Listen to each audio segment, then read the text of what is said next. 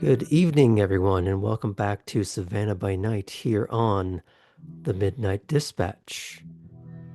For those of you that don't know, we did have a one-shot of a familiar problem done by our very own Dreamy with some lovely guests from across the streamer sphere. And we may be doing one or two similar things in the new year, so stay tuned to all the channels for that information. And if you'd like to follow us on Discord and see our past episodes on YouTube, those links will be going up in chat very, very shortly if they're not already there. Dreamy, where can we find you on Tuesdays? Um, you can find me on Top Down Tabletop. Also, if I could spell the Discord link would be up in chat right now, but I can't. Discord doesn't have a J, folks. You can find me at Top Down Tabletop at 7:30 Central on Tuesdays. We are doing Embers and Arcanum, which is a 2024 D&D adventure. And Martel, where can we find you on Intermittent Fridays? Yeah, sorry. Intermittent Fridays. I believe the 19th is what we finally decided on. I had said it was going to be the 12th. I lied. I do that. We are Oh, there. on Knights of Silver Moon playing Star Wars, baby. And what is the current state of, how do I put this kindly? Space Orphans. It's really not a nice question to ask about a Star Wars game, Graham. I figure that would just be a common question given the franchise's history. But the answer is always the same. It's real bad, Jim. It's real bad. Alrighty. If there are no further announcements, Sam. Just speaking of YouTube, we're gonna, you'll have noticed on YouTube, I believe the episodes on our YouTube channel start at around episode 42 or something like that. Well, if you're worried that we just don't want you to see what has happened before then, don't worry, that's not the case. In fact, for 12 days of Christmas, our true love, us, your true love, which is us, is going to give to you the first episode of Savannah Savannah by Night on our YouTube channel. And starting on the 14th, leading up to Christmas Day, we'll get the first 12 episodes available for you to catch up on if you would like. And that'll be on our YouTube channel. Did that all make sense, what I just said? I'm waiting to see how long we can all stay silent just to give Sam anxiety. Perfect. I roughly understand. I'm very roughly excited. Understood. As long as chat understood, and that's the most important thing to me. Roughly understood the Sam story next on Lifetime. Okay, if there's nothing else, let's tell a fucking vampire story.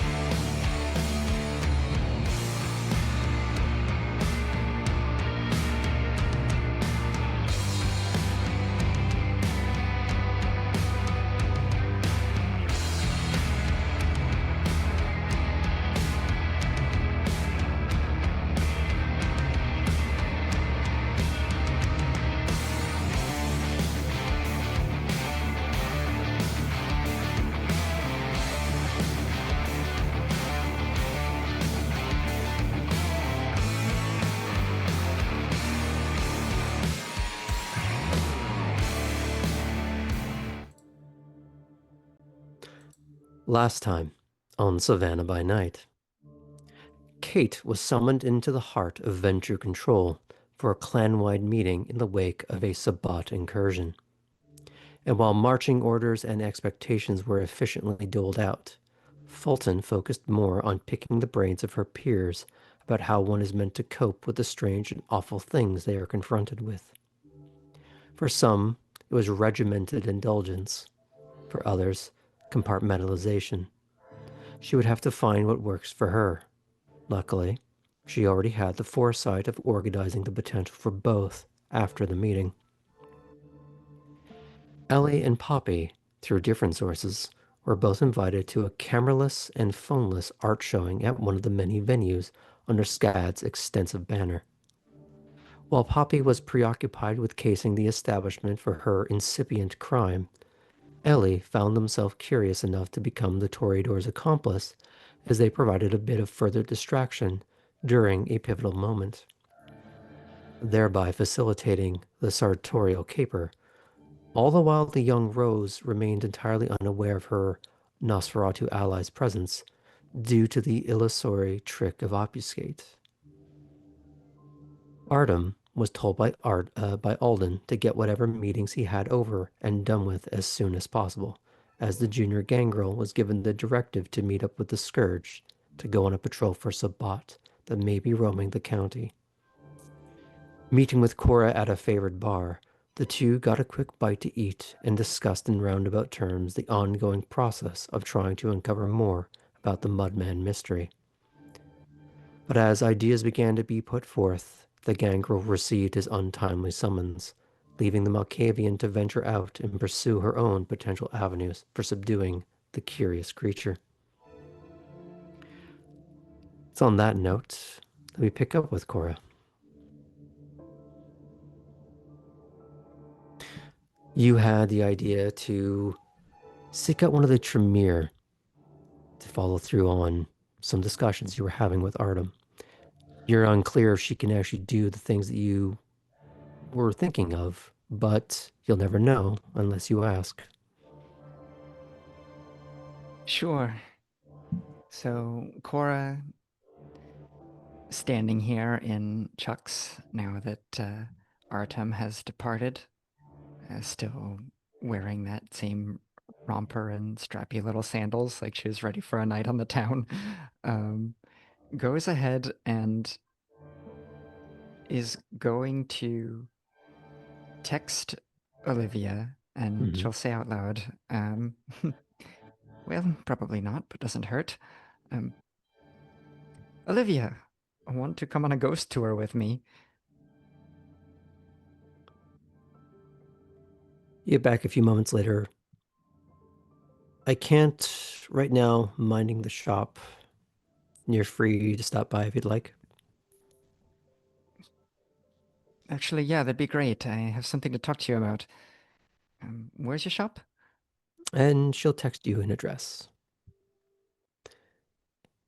And let me go and find it because I believe it is somewhere just east of Forsyth Park. I did have the address written down somewhere. Ah, perfect. Do you head straight there or do you run any errands first? Well, I'll pay the tab. And then from there, another quick check of the phone to make sure that I don't have any courier business that's popped up. And after that, I think we're all right. I don't have any errands that I need to take care of tonight, thankfully. And you did just feed, so you have your necessities covered. Yes. Okay. All in all, it's a good night. Although a little strange, considering Artem seemed to have something on his mind that he wasn't willing to share.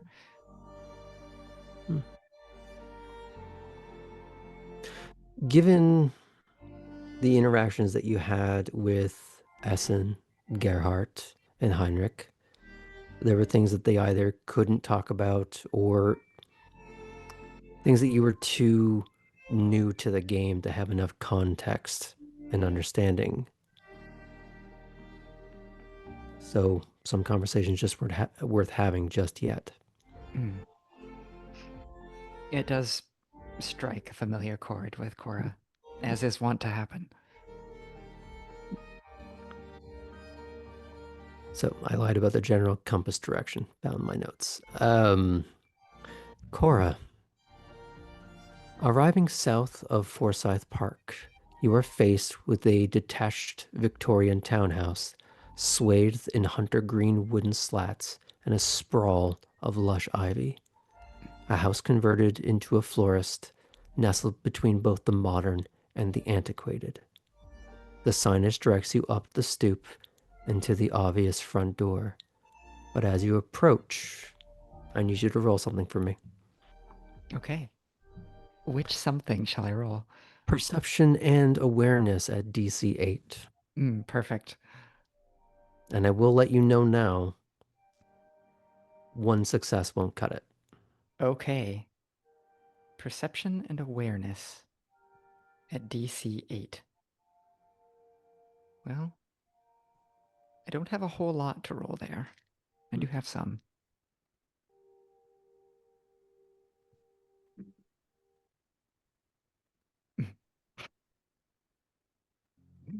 Uh, well, we shall find out the consequences of this.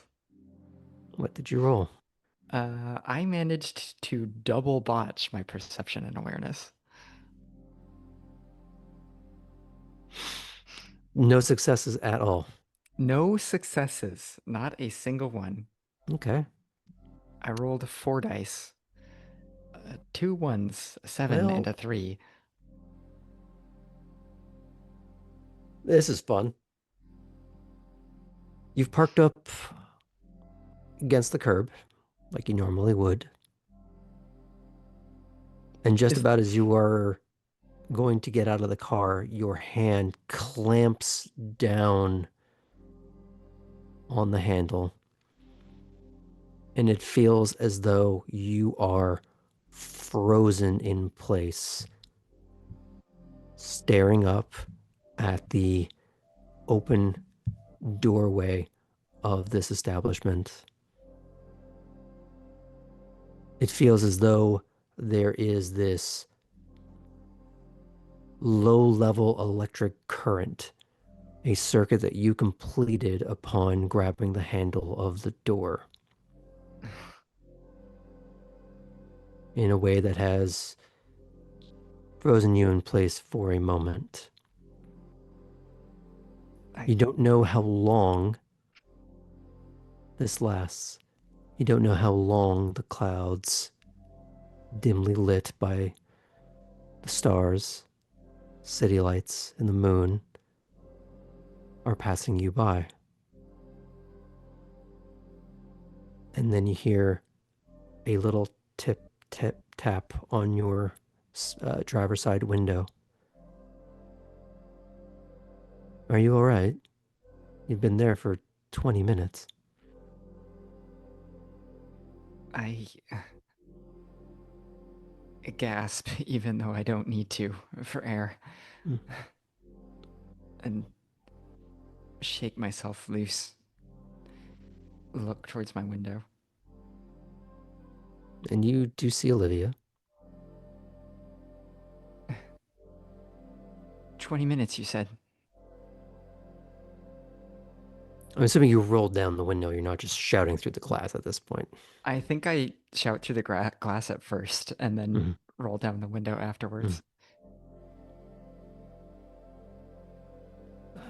Well, whenever you're ready. Uh-huh. And she does make a point of leaving you sit there a little bit longer and heads back in. Yeah, I'm gonna reach out and touch the passenger seat next to me and just feel the texture. And Mhm. then look out at the surroundings at something in motion, ground myself, that time is passing normally again.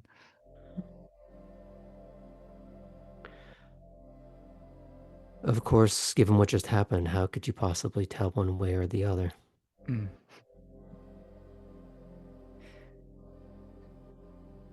Okay. Well, I guess I'll find out when I am later. Get out of the car and close the door. Head inside. Okay.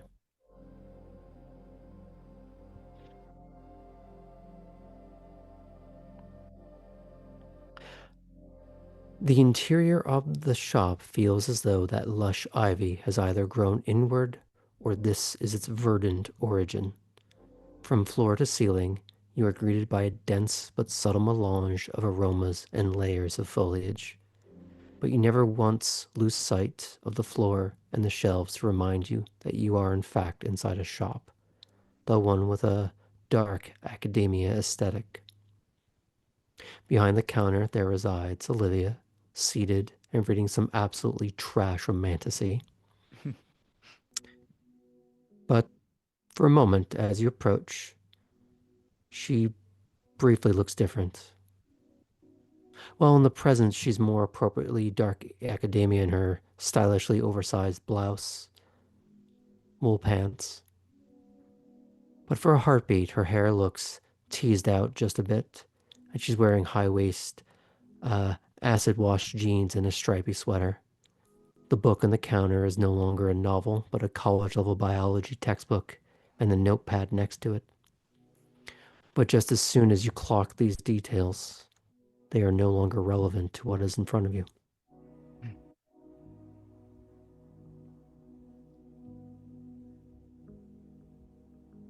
Olivia, sorry for the hesitation earlier. It is such a beautiful shop. I think I just got lost in it for a little bit.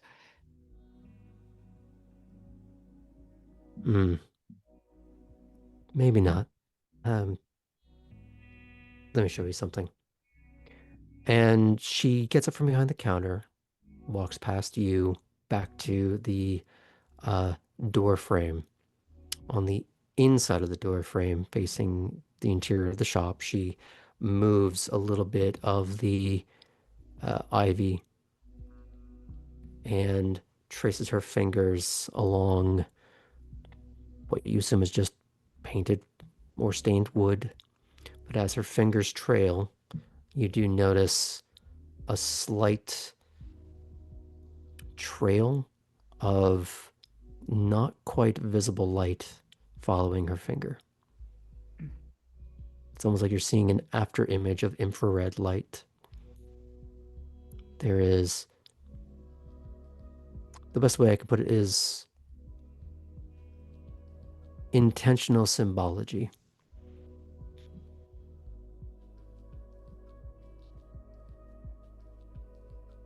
And she turns to look at you and say, I normally keep our two worlds bifurcated where I can. So that was a result of you.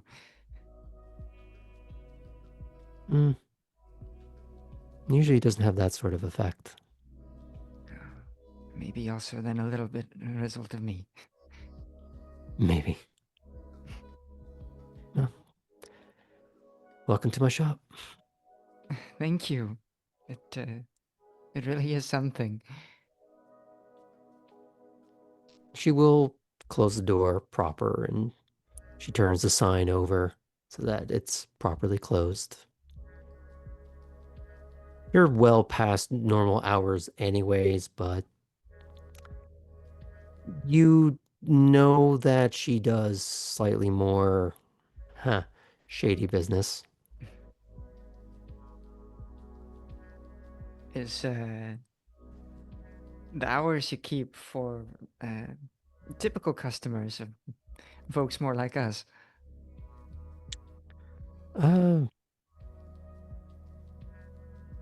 Well, do you remember the first time we met?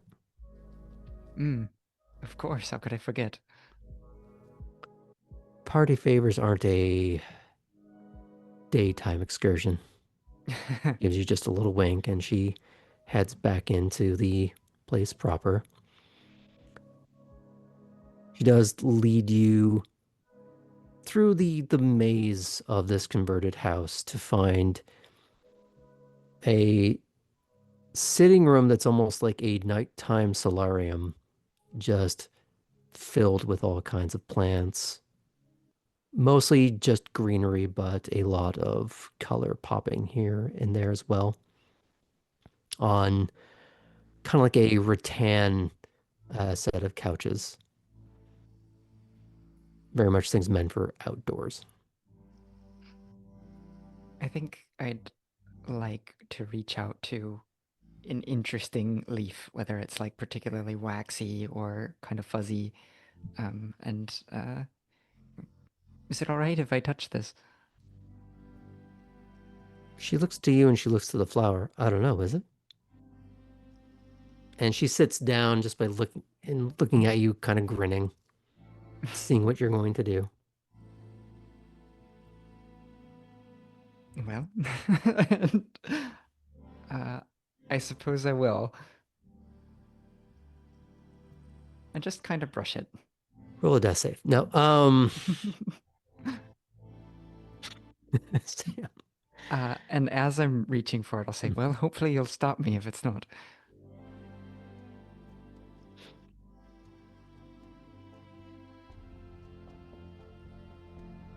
Because I have a very particular image in my head of the flower that you are actually reaching for is called a lamb's ear. And the leaves very much are like the name suggests, where it does feel like you are touching a small ovine furry ear. Wow. And they are sort of arranged as a stalk. And depending where they are in bloom, this is something that happens every few years where they get to that point and then they kind of die off and don't appear again for another few years. You're sort of at the apex of its cycle right now. This is really unique.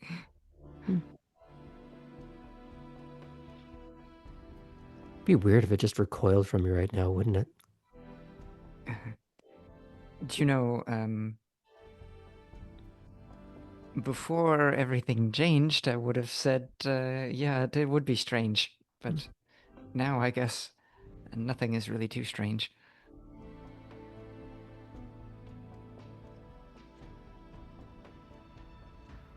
Well, I suppose it's all a bit of a bell curve. Just, ours is a little wider now. Changes the older you get.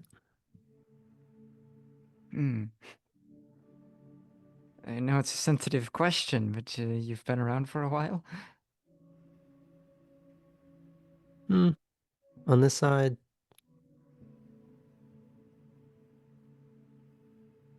about 40-ish years, give or take. That explains the fashion, then. She studies you for a moment, thinking back to the few conversations you've had. What did you see this time? High-waist, acid-wash jeans. Oh, God. Stripy shirt. Biology textbook. Oh, you went real far back. Was that,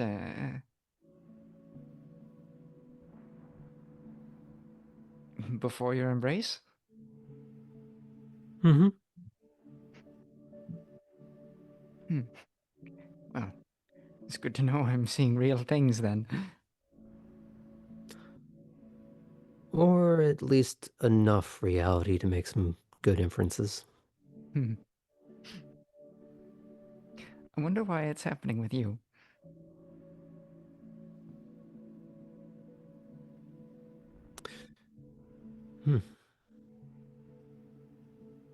Frequency, synchronicity, who knows? Yeah,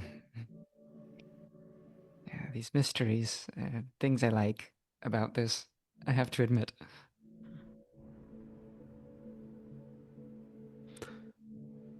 So, I know you didn't come all this way to talk to me about acid wash jeans. No, I didn't. Uh, and it wasn't to try to convince you in person to go on a ghost tour with me either, but, no. That blue hibiscus you gave me, it was really magnificent, but I'm looking for something else now, a little different. Not party favors either. Oh, I was about to say, first taste is free, now you have to pay. What are you looking for? Right, and we can talk about those details too, of course. Um, I'm hoping maybe for something, I don't know, in the form of a powder or maybe a concentrate, something that I could administer to someone else if I had to, that could subdue us. Just not for long. Just give a One little of bit of us. time, or something like it. Yeah. Or something like it.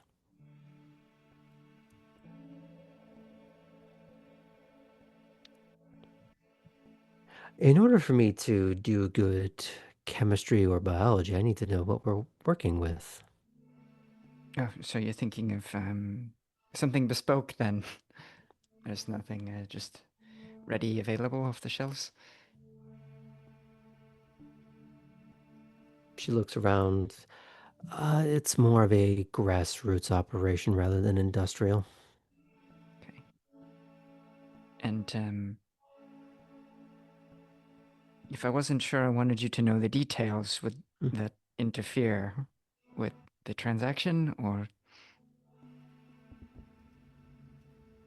It would. Mm, You have to understand something. I have to protect myself. And right. you are going around causing a problem that I know about, a problem that I now have a hand in. What if I promise it's for the benefit of the court? Then you would have no reason to keep it secret from me. If we can both be helping the court, that's to our collective benefit now, isn't it? Hmm. Yeah.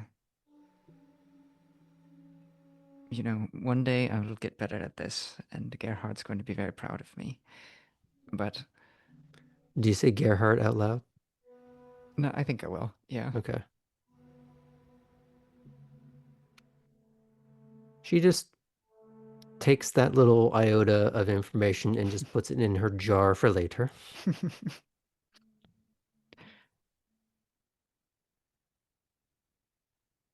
So I'm sure you've heard. I and a few of the other new bloods encountered one of those things that people here have been dealing with for the last few decades out in the swamp. Go on. Well, I want to be ready for it the next time I see one. Say it out loud. The Mudmen. Mm-hmm. And the intent is smoke bomb runaway or No, no. I'm hoping to uh, paralyze it, put it to sleep, just a few seconds.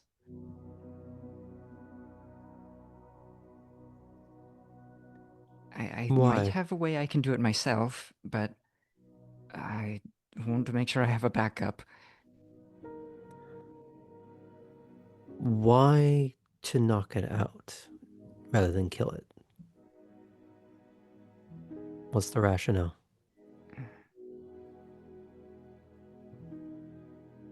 A few seconds isn't going to buy you much other than a few extra feet of running away or a few precious seconds of getting at another weapon. You're not going Which, to. if the intent is to kill it, you should have taken out that weapon in the first place.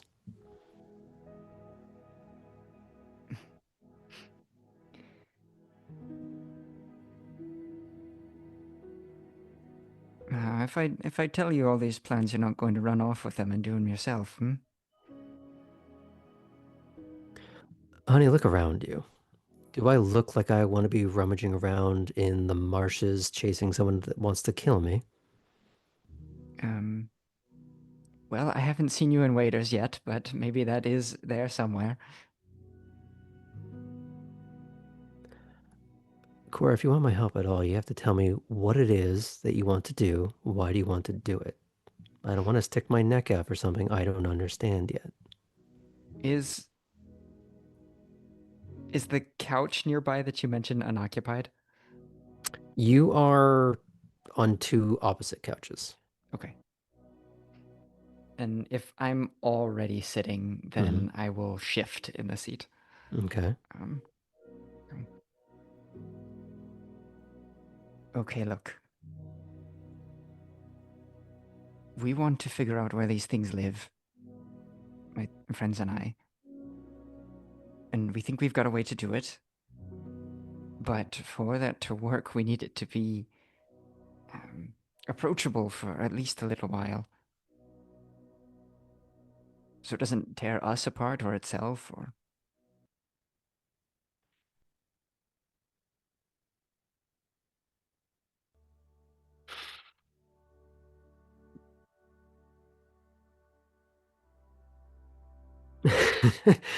I'm sorry, you want a what now? It's, yeah, you know, we'll figure out where it goes. If it has a little hovel or a burrow. If it just steps into another dimension, I don't know. Is that a thing too? Oh, if you have to ask, you're not ready. Remember to ask again. Mm-hmm.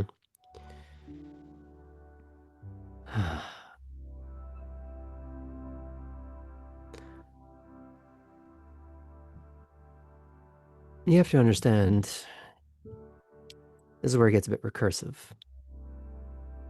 To know if anything that would work on the creature, I would first have to have access to the creature in the first place. So anything I'd make is more of a best guess. Well, you seem like someone who has pretty good best guesses at these kinds of things. Just looking around here. The other issue is that if it's strong enough to take out one of them, it could take out one of us. So I'd be handing you a rather loaded weapon. So I would be putting myself on a chopping block, at least potentially. I don't know you. I'd like to. I'd like to trust you. But you are asking for something that is perhaps more dangerous than you realize. Right. At the end of the day, you are asking me to make you a weapon. Your I suppose I intent am. is a mudman, but it can be used on one of us.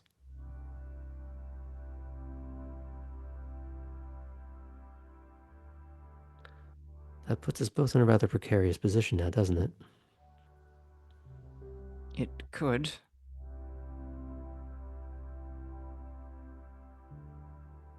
But really, we exist in a dangerous sort of place anyway.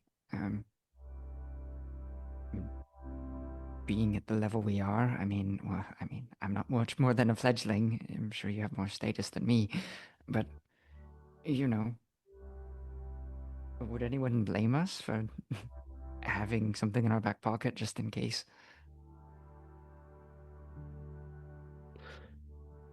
There's a very sad smile on her face. Of course they would. This isn't walking into Elysium with a gun. This is something bespoke. This is something that very few people, if anyone, could make. If I give you this, you get caught with it, or you go and do something stupid with it, they're going to have a very, very short list of suspects. You might be killed for it. I would be next. So I'm going to need more convincing than your stated good intentions. Right. Well, I hear you about the enormity of the ask, so I respect that.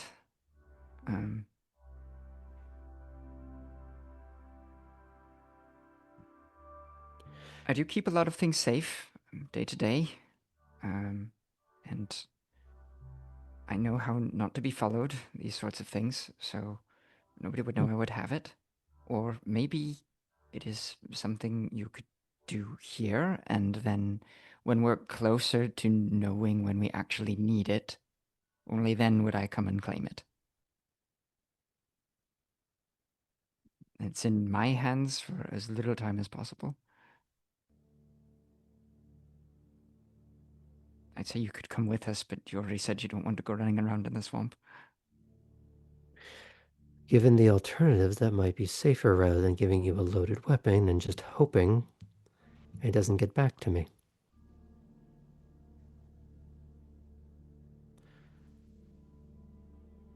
I'll consider your request. I would need time to even consider how to do the thing anyways. I'm happy that you're even considering it, Ben, given your misgivings. However,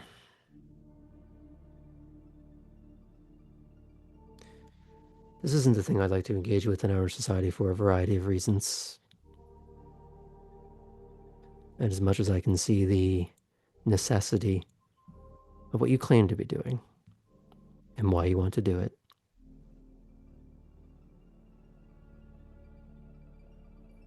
I would be undertaking a great amount of risk and material cost to engage with this. Can we agree on that? Yes, I can see that you would be.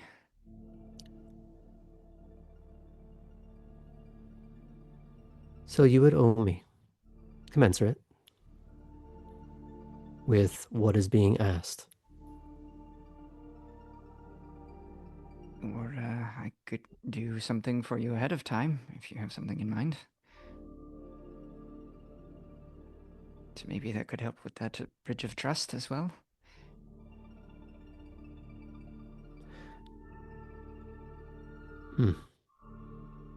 Something else I would need time to consider.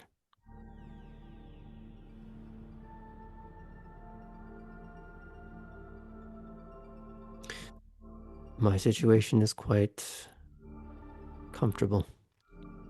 I want for very little. My needs are simple. I don't have extravagant tastes. I don't have a desire to live beyond my means. I don't have vices that I can't provide for myself. So in terms of favors that you could do to preemptively remediate the situation, I'm not sure. If you can think up some, I'd love to hear it.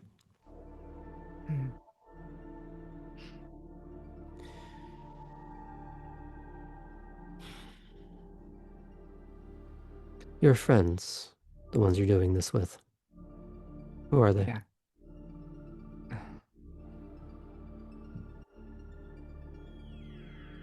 And listen, I didn't consult them about revealing their part in this.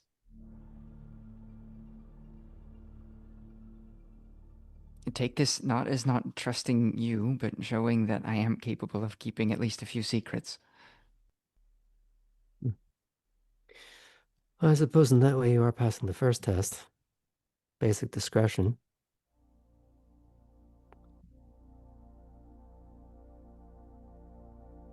I can at least surmise it's likely other new bloods. Which ones and in what capacity? I couldn't say. But those are just assumptions rather than fact. But if I can provide you with a bit of advice, Kindred Court is not like the court system. It will act swiftly on supposition, not proven fact. So we will tread carefully with one another first. Talk to your peers. Get their blessings or consent, whichever you need to do. And we will have a more involved conversation together. I'm going to be potentially providing something, not just to you, but to a group. I want to know who they are. I want to get a sense of their temperament and their goals. You could be completely earnest with me. Maybe they're not being earnest with you. That is a lot of blind trust that you're wanting me to give you right now.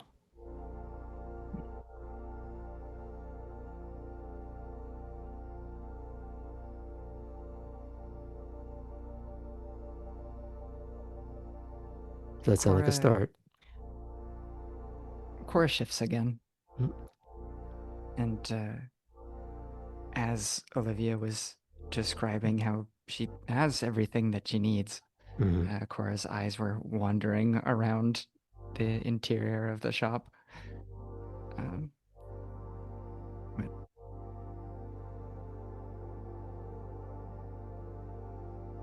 Yes, that sounds like a fine start, I suppose. Didn't mean to bring down the mood by asking you to create a bioweapon. At that, she does genuinely laugh.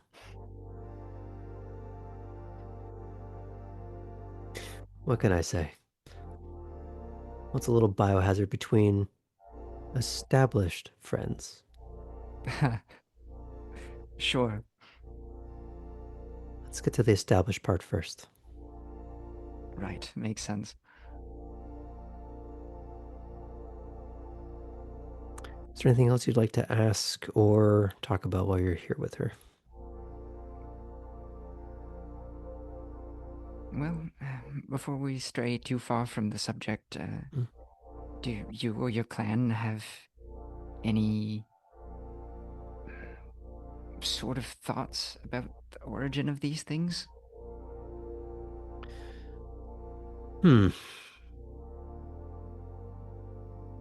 Some I can share, some I can't.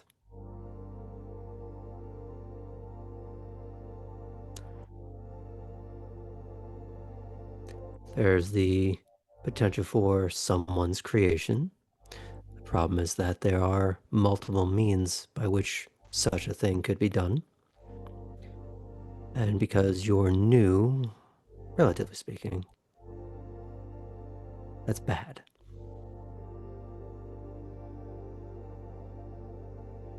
Then again, if these are naturally occurring in some fashion, that's also bad.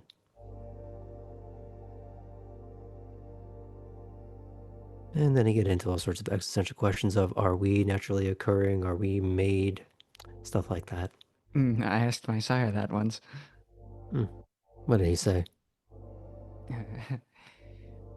He said it's complicated, of course. And that, I started asking about the science behind it all, if there was such a thing. Whether there were some kind of biomechanical reason why we could be. And he got into the mythos a little bit instead. So he says it's been thought about, but there's no concrete answers either way.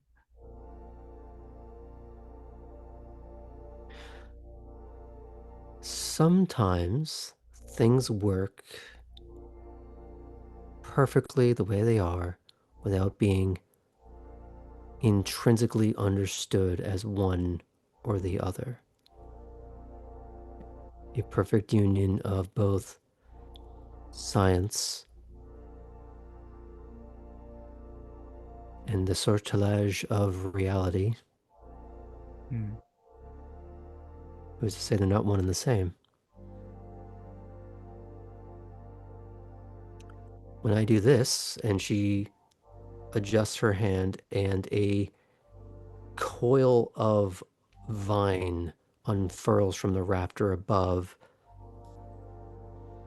coils down to meet her fingertip, and begins to envelop her hand like a second skin, as if to give her some sort of ivied glove for a moment.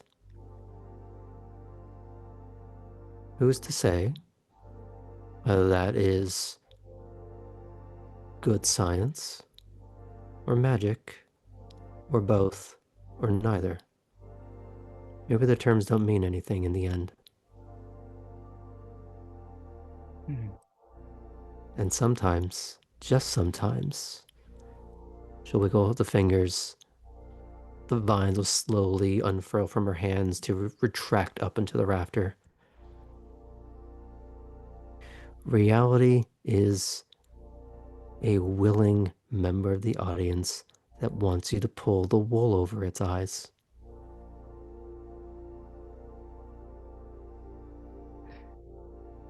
I haven't heard it placed quite so nicely before, but I'm finding that this is a truth that I've been having to become very frequently comfortable with. I do think I enjoy it, the curious nature of everything.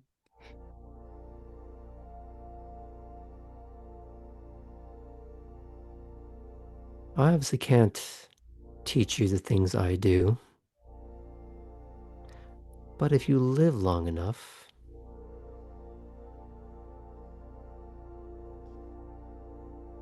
you can at least learn to see behind additional curtains. I'd love to do that. I feel like I've felt a pull to try a time or two, but I don't quite get there. You're how old? Well, you told me, so 7 months. Well, 7.5 months now, I guess. 7.5 months.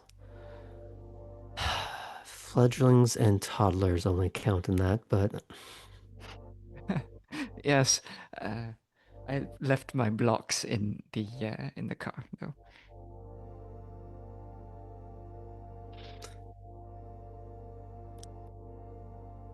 make it through your first decade.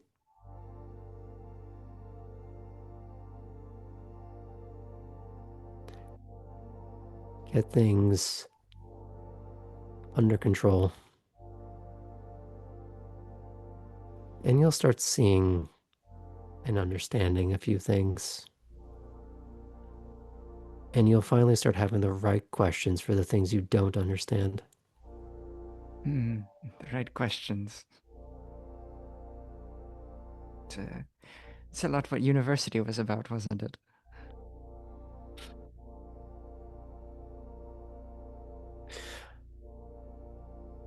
Really, the first couple of years of university was, can you regurgitate what we're giving you? Fair enough.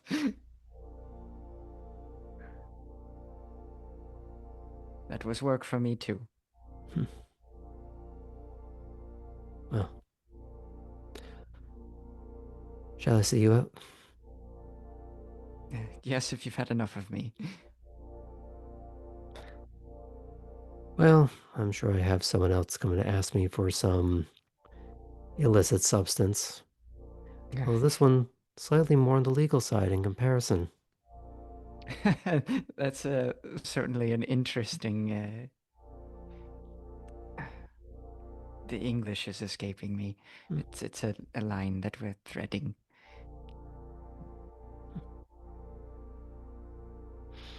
Anyway, I won't keep you. Don't want you to go out of business.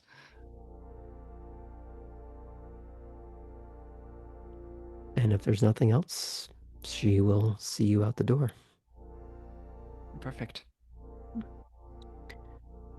And as you exit, how quickly do you get back to your car, or do you linger on the stoop? Cora's a lingerer. She'll linger for a little bit. Just sort of mull everything over. You said it's a cloudy sky tonight? Partly cloudy? Or Partly cloudy. okay.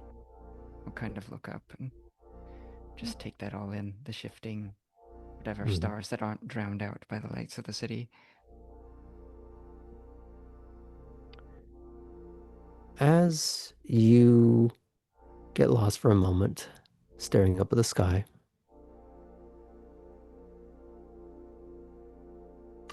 I'm going to have you roll again.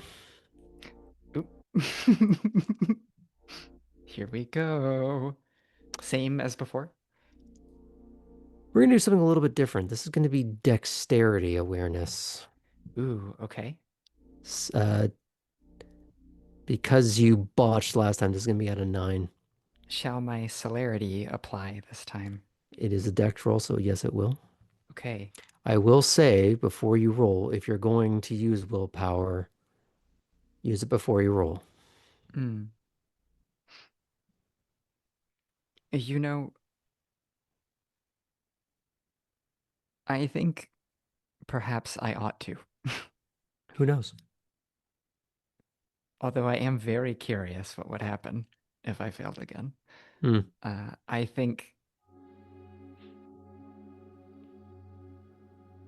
we'll go ahead and use that willpower.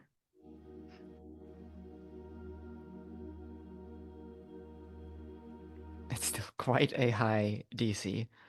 Mm-hmm.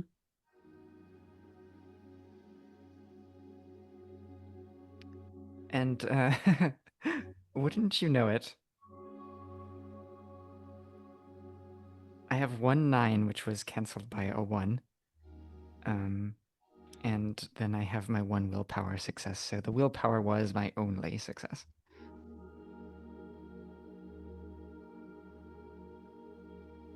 You feel an intrinsic need to get off of that porch to the point where your legs want to move before your conscious mind is able to comprehend. Unfortunately, it's not as quick as your subconscious would prefer. As you feel almost a push off of the stairs. And the only reason why you are not cracking your teeth on the sidewalk is because your legs reacted before the rest of you.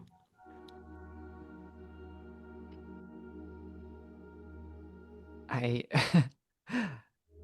I imagine that I catch myself mid-trip and am able to adjust my fall so that I roll into the grass. Thankfully, you didn't fall. It's more just a case of had you not had Perfect. a single success, you would have been tasting asphalt. In that case, yes, I'll just stumble forward a moment. Readjust myself and go, right. Personal space. From an outward perspective, it looks a little like you missed a step on the stairs or a combination of when you step off a high curb and it's that awful jolt through the spine, Ugh. but while going forward. Okay. So it's this awkward and undignified little moment, but you at least don't stumble and tumble. But you do make it back to your car in one piece. I'll have to remember to ask her about those symbols. And I will start the next time. And then I will start the car Mhm. and get on with my night. Okay. Ooh, quick text message to her right before I go.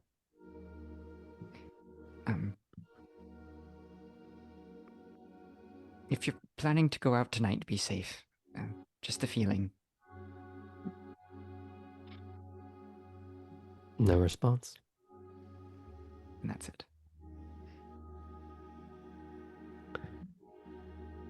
For someone who knows it's more than just a feeling, Kate, do you have plans tonight? I do.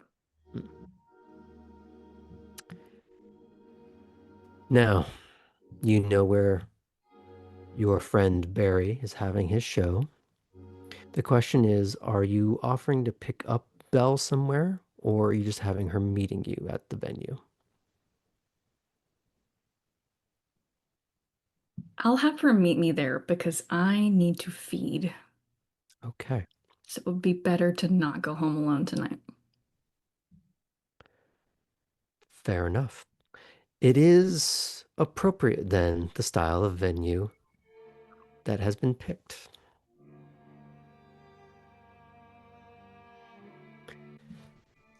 There's dive bars, and then there's dive bars. The rail pub next to Franklin Square is a weather-beaten heap of brick, bright red paint, and a floor oiled with a nightly scattering of discarded peanut shells. The open-air patio boasts a dim array of string lights and a small triangle wedge of a stage beneath a Pabst Blue Ribbon canopy. Chuck's looks upscale in comparison with all the nonsense that has coalesced upon the walls, ancient signage from one of the last burnings of the city.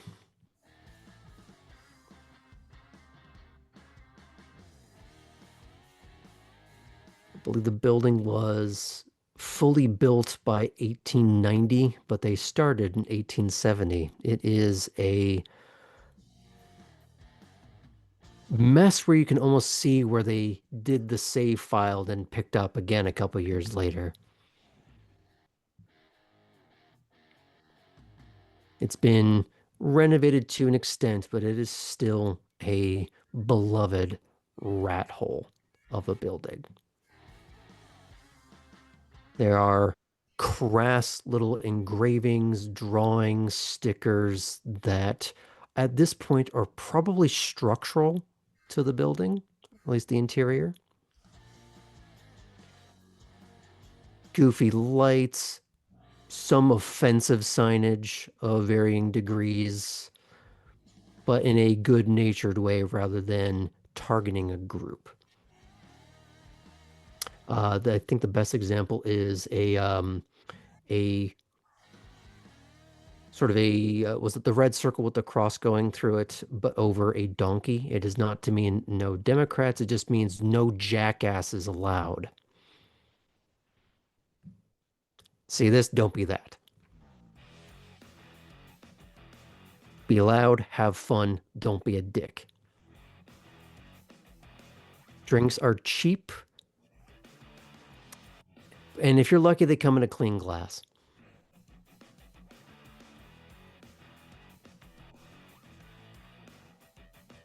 Now, do you go into the building or do you try to linger out in the patio? Because there is a separate bar there as well. And you know that's where Barry and some other individuals are going to be playing eventually. Not I'll the have let Belle know that I'll meet her outside and then we'll go in together.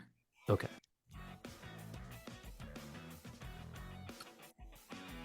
So you're going to have to find a bit of street parking, which is not too terribly difficult. You might have to be a block or two over, but that's not a big deal. It's not as if you are directly down on River Street where parking is a bit of a premium this late on a Saturday night. At this point, it's actually a little more subdued than maybe you were expecting.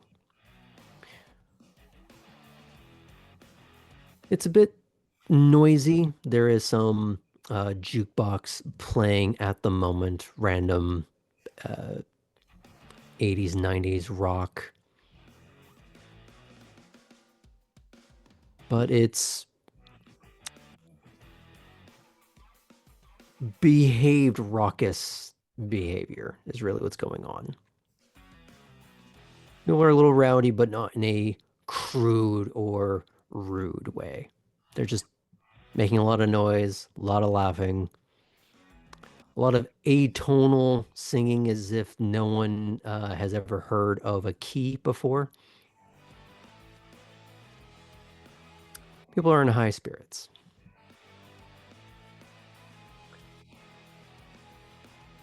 Granted that you were just at a Ventru clan meeting, I'm assuming you did not show up to this in the same attire. You either got dressed in the car or went home real quick. Yeah, I know I'll have Kate changed in dresses the for the car. occasion. Okay.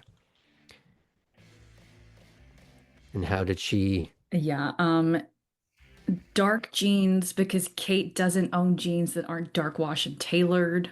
Mm-hmm. Kind of a silk low cut loose like camisole top, and then her like Chelsea boots, which is about as low key as she gets. But with the black and the dark wash, it kind of leans into the like we're out to listen to some music vibes. What's the color of the shirt then? Is it like It's something black. black? Okay. Come on. Hey, she's a Venture. Maybe it was blue. I had to ask. She's East Coast, okay? Uh-huh. Now, let me get to my notes here. I assume you wait outside. There's a couple people who are smoking or the usual thing of asking, hey, do you want to smoke or do you have a light? It's that sort of communal thing of all out here smoking. We're all just part of the same tribe for now. You might listen to a different band when we go inside, but that's in there. Eventually, you do see Belle walking up to you in form-fitting jeans and this gauzy high-necked blouse with almost bell sleeves. I see somebody caught what I was doing there. Mm-hmm. We're not making jokes though. Mm-hmm. Hi. Hey. Not the place I would have expected. Well, you know, I gotta keep you on your toes. Sure.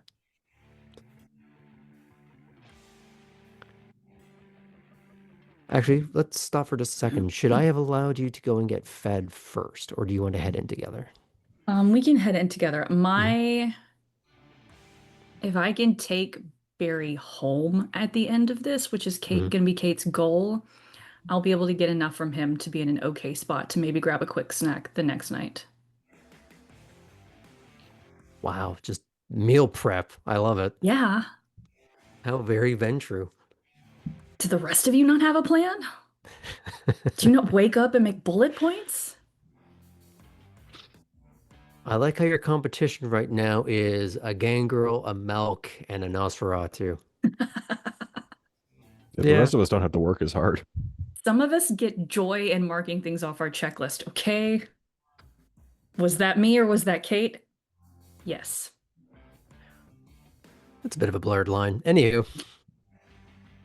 So you lead her in. Is there any little like just small talk or you just want to enjoy the ambiance? I'm just gonna kind of I think Kate has still been holding on to like her shoulders live up here anyways. And after the previous night, like if they could physically go higher, they would, but they can't. And it's just gonna be a little bit of like, okay, no. Find a way to decompress. here with a friend, gonna get to listen to some music, have fun, pretend to drink beer, and probably take Barry home at the end of the night. Like, I like that you have a plan, and I hope it works out for you. But let's see if it does. look, me as the player is so ready for the find out of this. Yes, fuck around. Mhm. Saying that phrase backwards took me a second. I'm not running at 100% here, King. To be fair, Kate has had a bit of a moment, so she's in a FAFO kind of mood. Yep. Okay. So it is difficult to find a seat. You're gonna have to probably be standing, going up to the bar and just getting drinks and milling around. So, do you want to put on any kind of particular vibe? Or are you okay with holding on to a very shitty beer? I want to know your definition of shitty beer. Like, you're the one that has the Are high you threshold. saying this as Graham or as Belle? Yes. Okay.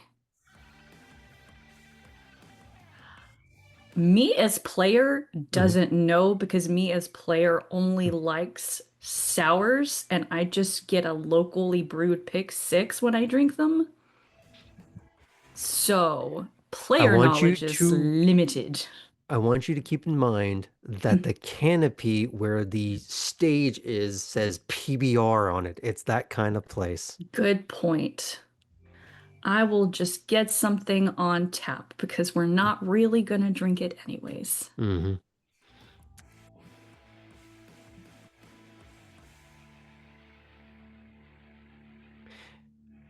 It's difficult to find a bar lower than PBR, Oh, we but found if one. any establishment could do so, it's this one. It fulfills all the technical specifications to be called beer.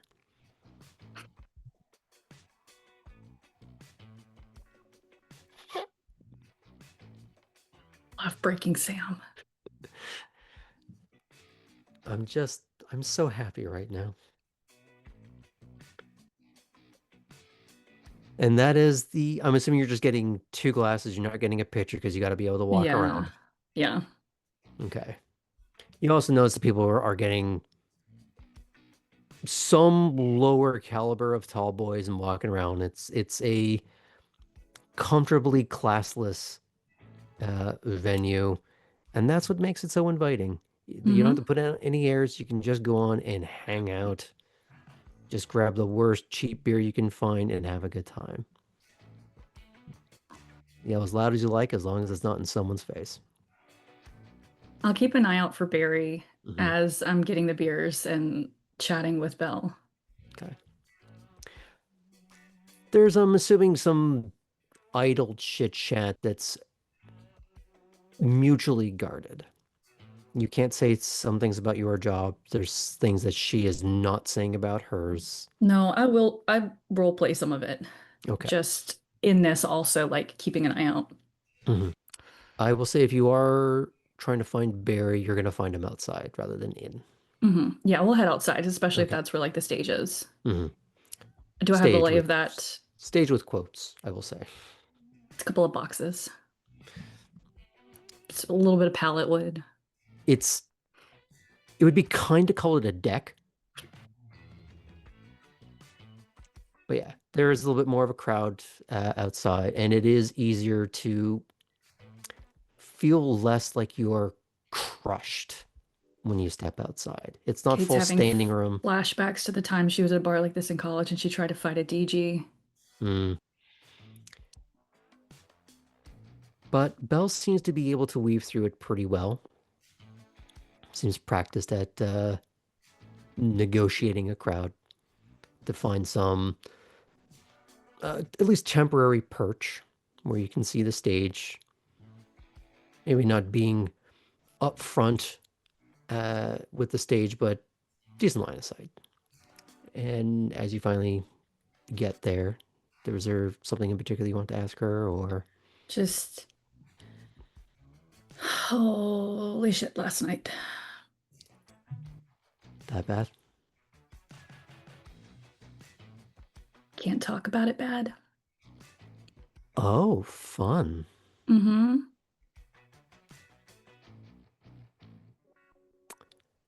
As in, and that's when she'll lean in a little bit, as in, can't talk about it here or can't talk about it at all.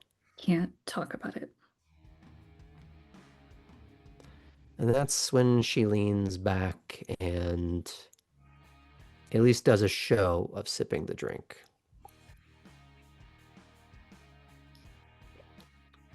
And she'll turn and press her back against the makeshift post that I'm sure is held together by stickers and hope. I was gonna say duct And- tape in a dream. Same wavelength. Pretty much. And a shoulder will brush against yours. Well, I can't say I had anything quite as fun to deal with, but I'm also glad. Anything interesting? She looks around the gathered crowd of mostly 20-somethings. We do get some people who are approaching 40s-ish. You kind of know Bear, I think, is around his early mid-30s, I believe we established. So it's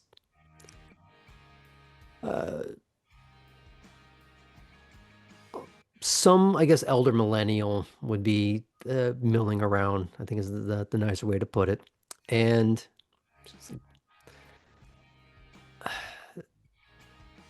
this is kind of what I'm used to. Less this, but more or less. When she says this, does she mean like where we are, or like this isn't what she did is typical job stuff? It's more a case of crowds in kind of the bar environment. Gotcha.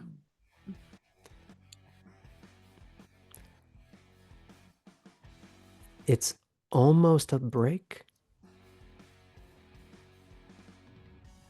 but in a way that feels familiar in a good way. I was gonna say, if you had somewhere you didn't want to go, you should have let me know. Think about like people who work at bars. They like to go to bars, just not the one they work at.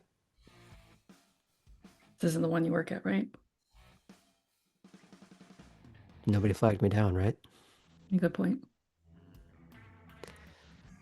Maybe next time I'll come over here wearing my booze and wench outfit, and that'll get the attention then. Think we wouldn't have to drop even a couple of bucks on these cheap ones then.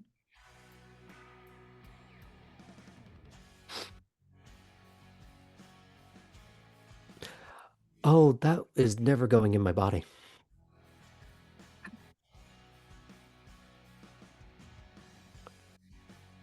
You do see someone actually from court getting up on the very, very small stage. You might not know him by name, except you would, now that I think about it, because on your very first night, the Seneschal shouted his name into the crowd to get him to come forth. Teague? Teague.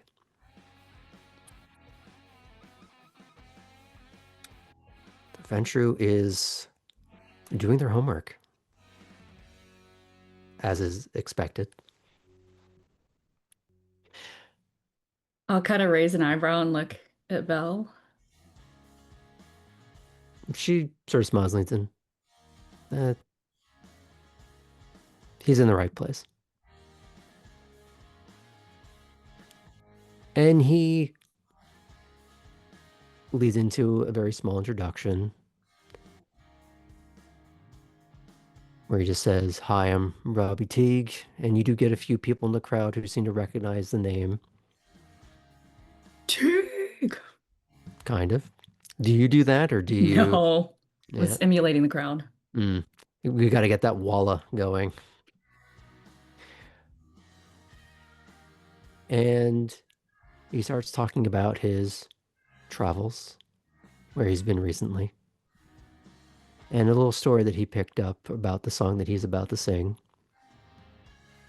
He just pulls up a stool, leans slash sits against it with his acoustic guitar, and he starts strumming out a bit of blues rock. Some of it feels like professionally done standards of the age, but slightly modernized stories woven into it. And it So seems who like was he actually first, Teagues or Dylan? cute. You're asking Belle this question, or Mhm. she leans in. Well, even Dylan said that his version of All Along the Watchtower isn't the best. Yeah. So Though in particular, if his House of the Rising Sun. that's when she looks at you for a moment. Trent Reznor or Johnny Cash? Okay, you have lost me as the player. They both do have I a knew version who of they. Hurt. Oh, okay, Cash. And she looks over the outfit. One could have guessed. I grew up not far from Nashville, okay? Just be glad I didn't turn into the cowboy boots and woo girl vibe. Not that I'm saying it's terrible, it's just a lot sometimes. She smiles and she like swills around, well, the swill in her mug. Am I still young? You tap the right keg, you might end up that direction anyways. Well, you know, I was told to go find a vice and get over it.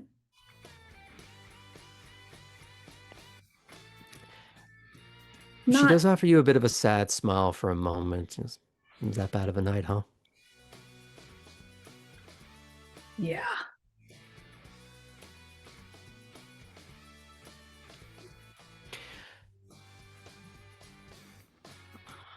Hmm.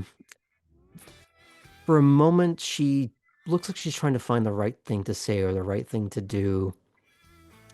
And as Teague's opening set ends, and Barry and his band comes on, the Tin Grasshopper. That's the name of their band? Mm-hmm. Fantastic. Knowing that you were here to see a friend, that's when she uses her arm to wrap around yours and to force your arm up into the air, and she starts to shout to try and get you to be a woo girl with her for a moment.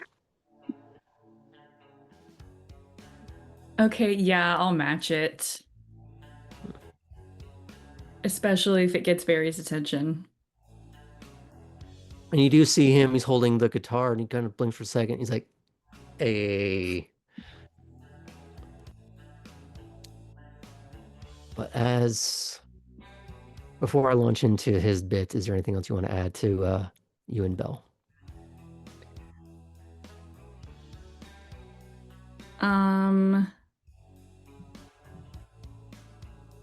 Just, I guess, if T comes this way, I don't know him well enough to feel like, hey, I've only spotted you once at court, and I don't know if she knows him well enough to be like a, oh, hey, kind of vibe. You do see him start to weave through the crowd slowly, mostly just to be a courteous sort of co-musician, but once you do your bit, get off stage so that the other guys can get on and plug in and set up real quick. He's talking to a couple of people, shaking a couple of hands. It's not like he's walking into a crowd of fans as much as just, just a good-natured crowd. And he doesn't beeline for you or anything, but he does end up in your direction. And he has a little look of, I know you. I know you. He walks on over. Hi there. I think we go to a similar, looks to her, looks to you. Look up, I think is the wrong word, but I think you know what I'm getting at. Yeah, I thought I recognized you from your first night there. Well, I take you're making your way in the world then. Working on it. And looks over at Belle. Is she working on it? Near as I can tell. And they share a few familiar pleasantries. They're not, you get the impression very quickly, they're not like super close or anything, but they're on at least pleasant first name basis. Um, in a way that's almost professional to an extent, like maybe people who are used to a certain form of the entertainment industry. She did say that she has, bar experience in her own way, and you have seen her work at an event before, so there's probably some amount of overlap. Well, I won't keep you. You have yourselves a good night. You do. We'll be right over there if you want to catch up a bit. And he tips his hat, Belle.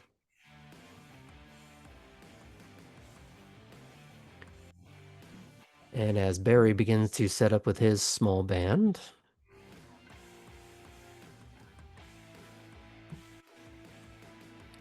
Kate, you would remember that Barry has said he often teaches music, and you can actually hear the credibility on that tiny stage. Well, yes, he's having fun and playing to the type of crowd that he has at the moment. His voice is clear and sharp, and he can certainly carry a tune. The guitar playing isn't exactly the stuff of stadium legends, but it's smooth, precise, layered. There's nothing lazy or sloppy about it at all. And in fact, there's that slightly harsh but angst melody of like post grunge early 2000s rock.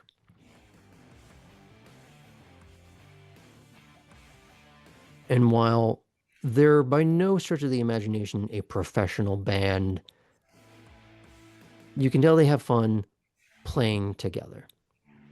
That it's less about we're going to tour around and get big, and it's like we're just a bunch of slubs living around in the same town who can carry a tune together. That's really about it. We're having fun.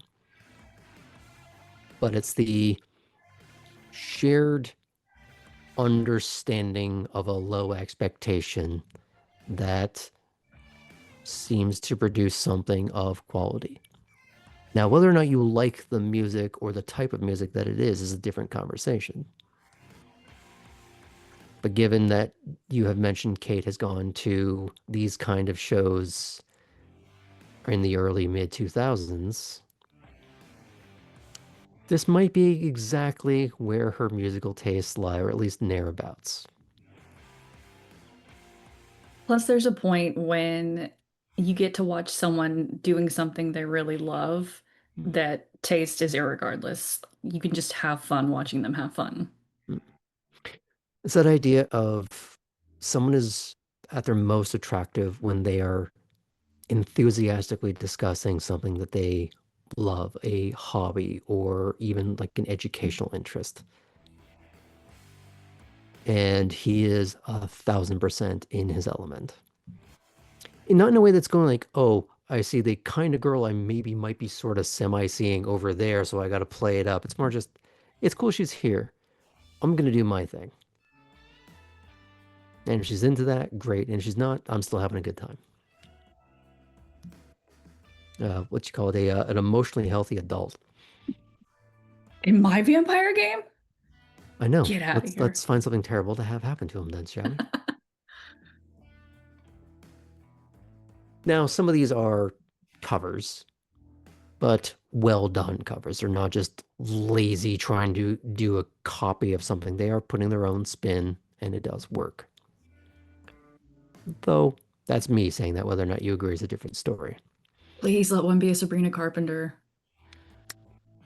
This The is, storyteller, could not tell you a single you song. know, espresso. No, This is the summer of short and sweet. if you say so. I know Poppy is all about Brat Summer. Fine. Can they Wrong crowd. play Phenomenon? It is also Chapel Roan Summer in 2024. She's taking the festival circuit by storm. I'm gonna say they're doing their own version of Default Sick and Tired. Because I don't know any of those songs, so sorry. I have my blind spots. That's what happens when you're old. This is why Spotify said my listening age was 22. Mine just came up with a sideways 8. I don't know what that means.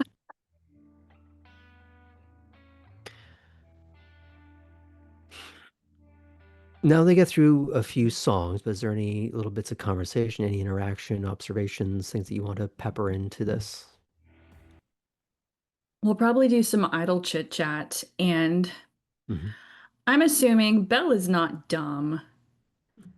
I feel Mhm. like she's probably picked up on for a Ventru what a friend is, but Kate is never going to explicitly say. Mhm. You can make that assumption, but is that something you're trying to voice to her or No, try to play it off? I'll just remain neutral about it. Mhm. Well, here's the thing. Even if she does know that that is some version of your herd, she doesn't know what quality about him matters to you as a Ventru. Exactly. She doesn't have enough of an observation to establish what the pattern is. And none of you ever will, hopefully. Later that day. Okay. Given the fact that you've said that your shoulders are trying to reach the stratosphere, and it's very clear that you need a distraction.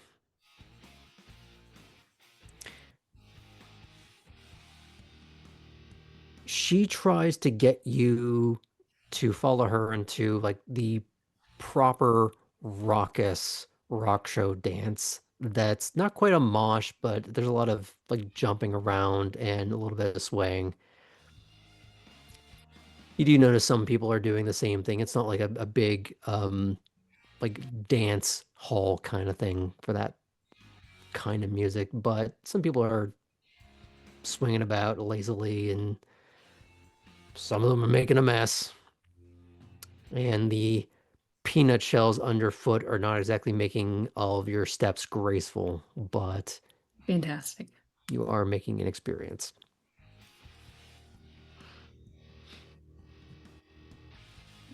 Yeah, I'll let myself be let in and just kind of try to, especially here in such a very unventrue place, just try to. The best way I can describe it is sometimes when my back is really tense, I'll lay completely flat on the ground and you can feel like just blobbing into the ground. That, but for the spirit, is the best way I can describe it.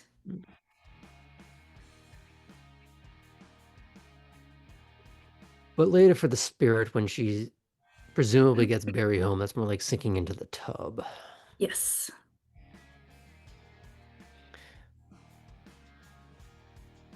Now, eventually, his set of songs do end. And there is a few moments where, of course, he has to clear things off. It's not an immediate transition from one set to the next. And of course, there are going to be some moments of him either moving things off the stage into the car or talking with some of the people who run the bar. So he's not immediately heading in your direction. Yeah, and I'm not gonna go pursue him. I'm gonna wait for him to come to us. Mhm. By the time that he would, the next act is beginning to set up. They haven't started yet by the time he reaches you, but oh, hey, Kate. Who's your Hey, friend? this is Belle. And he, very calmly offers a hand. They share the usual expected pleasantries. And he goes, "You having a good time then?" Yeah, Okay. How about I go get us some beers? The guys are going to be taking up a table over there if you want to join us in a few. yeah, I'll meet you there. And I'm going to go put on a different shirt because Jesus fuck. What, you don't like playing in Swamp Ass, Georgia? I would never say it. I might think it very loud, but the words would never escape my face. What, your sensibilities are too delicate? Oh, me, just a delicate little flower. Hothouse, petals all over the place. And he just walks out. And he's pulling out a shirt like it's a like well-fitting t-shirt, but like he can almost feel how sweaty it is, and it's just I know. Like once you're no longer in the middle of the act that made you that way, you feel gross. Mm-hmm. Like all of a sudden just it like the cold hits you. Sort of the opposite of what Kate was feeling with her back was blobbing. Now his shoulders are tense. But the next group does start in the meantime. Before I do that, is there anything you'd like to add? Just check in with Belle. You good to go meet the rest of the band? She does take a deep breath and goes, "Oh, he's gonna bring more of that really shitty beer, isn't he?" Mm-hmm. She looks over at I can get who the band. you a better drink if you want to pretend to drink that instead. She looks over at the other group, the rest of Barry's band. And goes, "They look nice enough." Anyone look particularly tasteful? I don't know yet. She looks at you. Unless that Venn diagram shall never overlap. She's asking, are we feeding on the same source?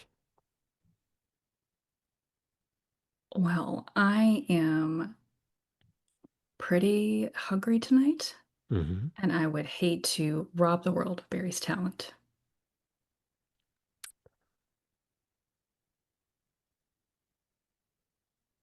The arrest are. Fair game. Well, I'm assuming I'm even into it. And she does seem a little more playful than you've seen her before. But roll me perception empathy. I'm going to put this at a. Well, actually, put this at a 5.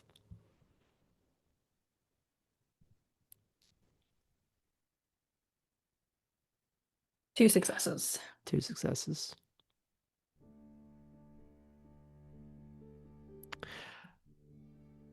You know that she tends towards a certain amount of subdued.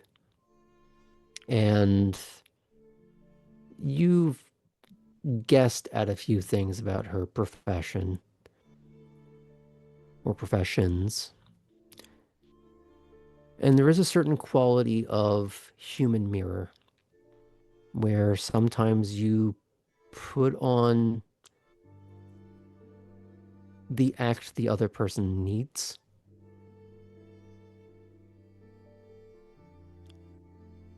There's also the quality of maybe this is the act she's putting on for herself.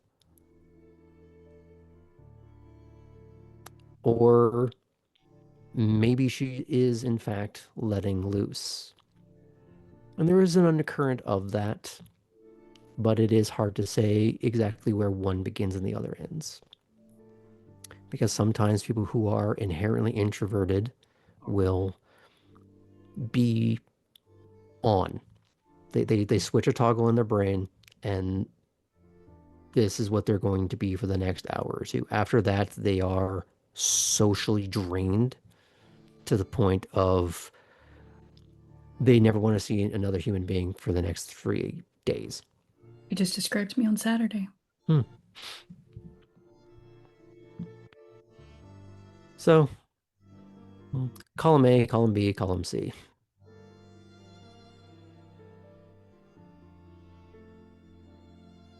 But as you head in that direction, I will get to the next batch.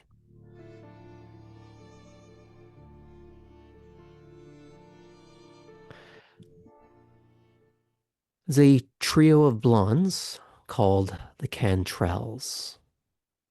More folk rock with some alt rock edges here and there, but overall softer, somber, melancholic.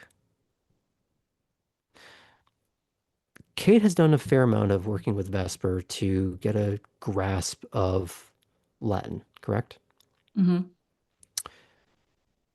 Cantrell, when you reverse it through some etymology, comes back as cantor or cantator, which is Latin for singer or musician.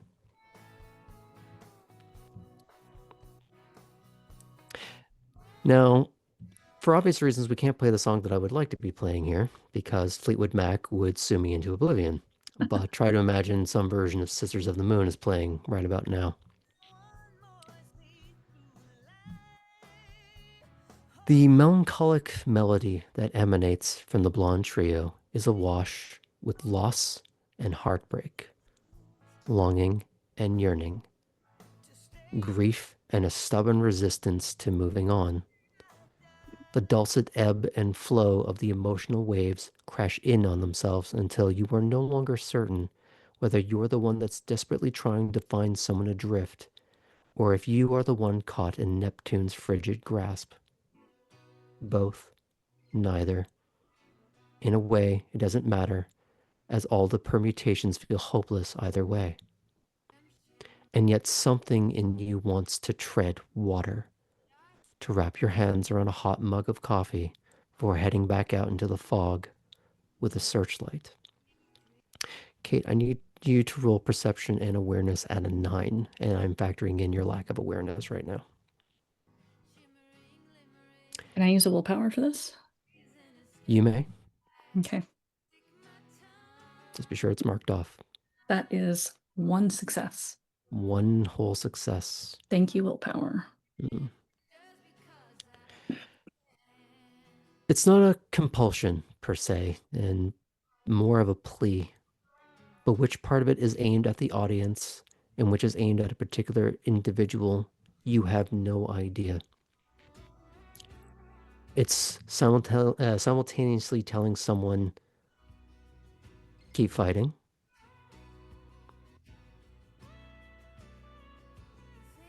Help us find this person. And there's a part of you that wants to get up and leave, but you don't.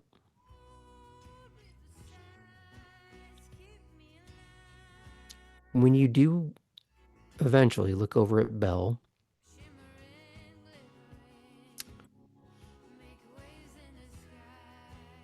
she has very quickly pulled a napkin from somewhere, and she's quickly excusing herself because you know when your kind cry, it's not tears, it's blood.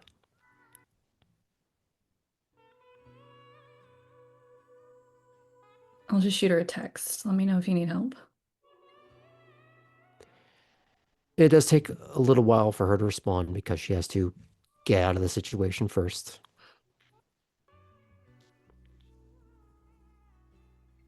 But the momentary necessity of the woo girl has subsided for her to go and deal with that.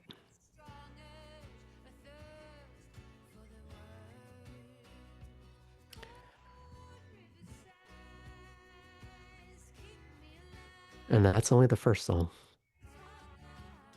The rest of the set follows in the same vein.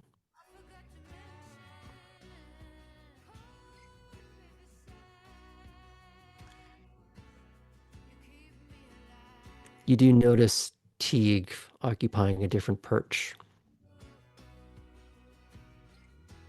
And he does have a very somber but pointed expression, as if he is paying incredible attention to what is happening here.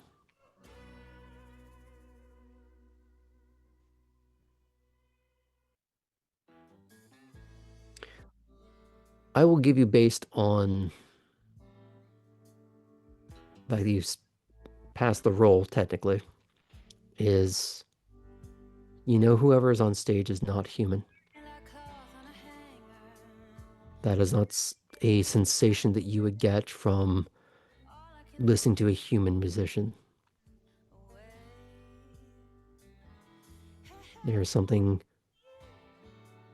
unnatural woven into it. You don't outrightly know if it's one of you or something else, because you do know there are other things out there. You've yet to actually interact with anything beyond what you are. But it's at least a non-zero possibility.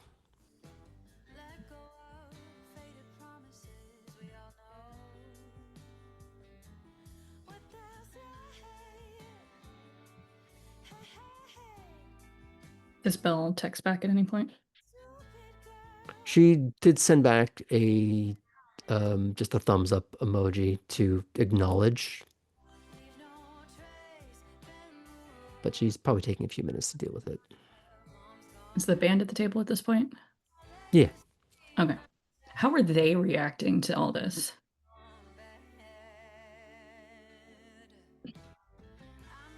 They seemed like they were really into it.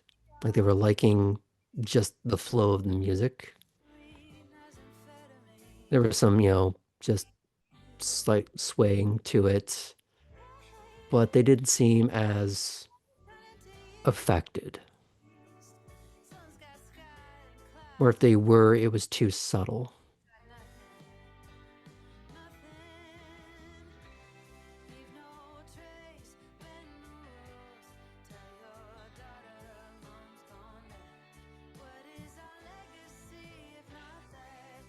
As we first walk up to the band, I'm sure this is just a little bit of wibbly wobbly, and like Sure. we do the introductions and stuff. Oh, this is Barry's friend. I want to crack the ice with it. Barry lied to me. I didn't hear a single Nickelback cover. I think there probably would have been a moment of, I can't tell if she's joking or if we're actually that bad that we didn't do a good cover of it. Do you know how many songs from that era were probably written by Chad Kroger? More than you know, more than you want. And there's a little bit of the ribbing back and forth where they're giving each other shit in a way that's also like, we're going to give you a little bit of shit for the music taste so that you are being welcomed into the circle kind of way. And they'll ask you what your favorite song was, and they're not even going like of ours, but like of the set so far kind of thing. When I'll name one of the songs, and Barry very much has a fresh t-shirt, and like his hair is like wetted back, because have you ever seen anybody who does one of these shows at like just a shitty little bar? You sweat so much more than you realize, and you almost have to go take like a parking lot shower just to get through it after. Or at least you would hope someone would do that. Those places get real stanky. Do you try and like breach the touch barrier with him, or is it more friendly than anything else? I'll start with like someone who talks with their hands, which is me, and we'll do like the reach out and like touch during a conversation, and then just kind of like let that initiate and like leave a hand. Mm-hmm. So it's the couple of touches as a test and then gradually sink in kind of thing. Mm-hmm. Okay. Is there an intent for like just sort of like hand on arm sort of thing, or is it more inviting like an arm around? Either. Either. Yeah, it's that balance of like, this is the first group date and kind of seeing like what each other's, like how coupley is the couple gonna get, even though Mm-hmm. they've been on like one date and Mm-hmm. then one like bar hookup.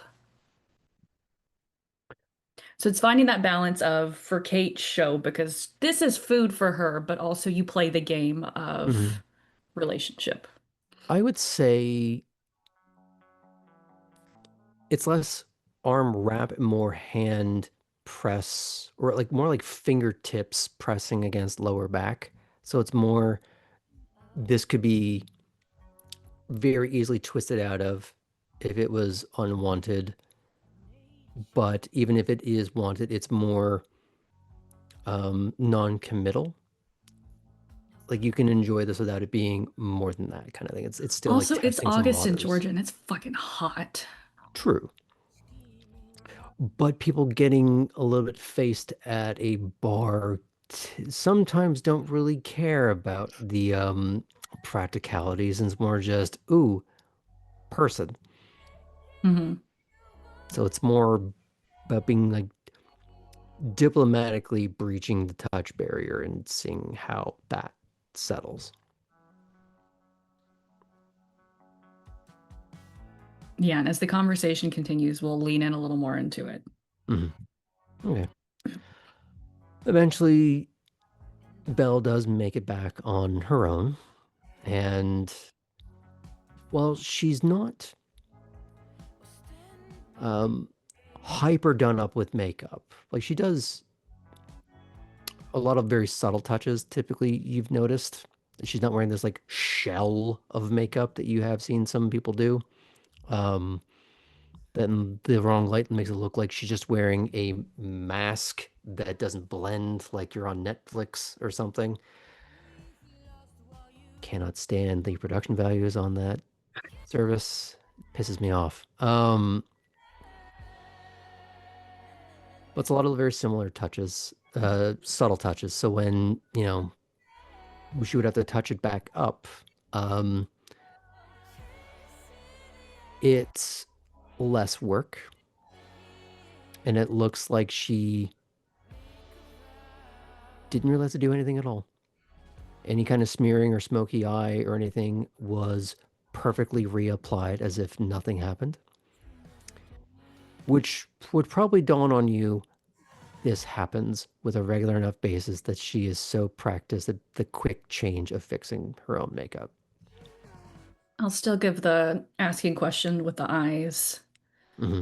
like making like direct eye contact with her as she Mm-hmm. walks back.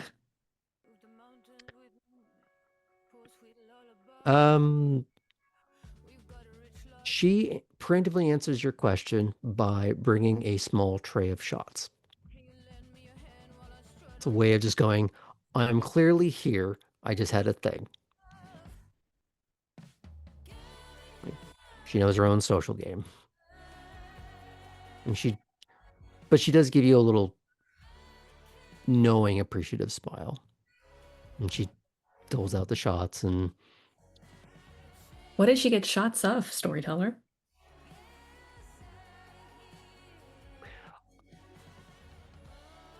it would be way too on the nose to do a grasshopper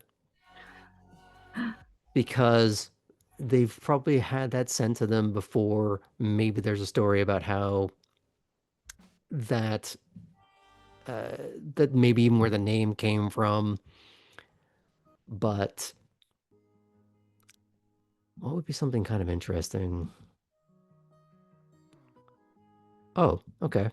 Polar bear. What is that?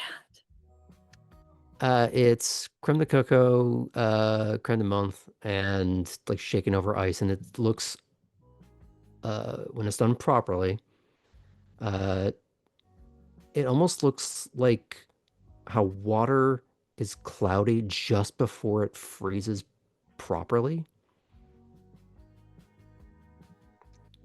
And I guess it kind of just tastes like chocolate mint or like a Klondike bar or something. Something that's spicy cold, which is appropriate for the South, I would think, when it's very, very hot. Hmm. It's the illusion of cold, which maybe you might want. Okay, Kate And has a not. much nicer smell than the likely BO going around that, despite it being open air, is still existing. Yeah. Kate has not stomached any food or drink here in Savannah in this game yet, but she is going to take the shot.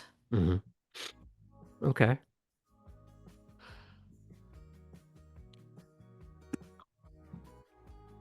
Because you don't have the merit. Nope. We have discussed before that you do need the merit to get true taste out of it. But I have allowed my players to decide on the exact nature of the curse for themselves. Is this something you can hold down without a struggle? Do you get any sense of taste? Or is it just battery acid and nails? Is it an old shoe with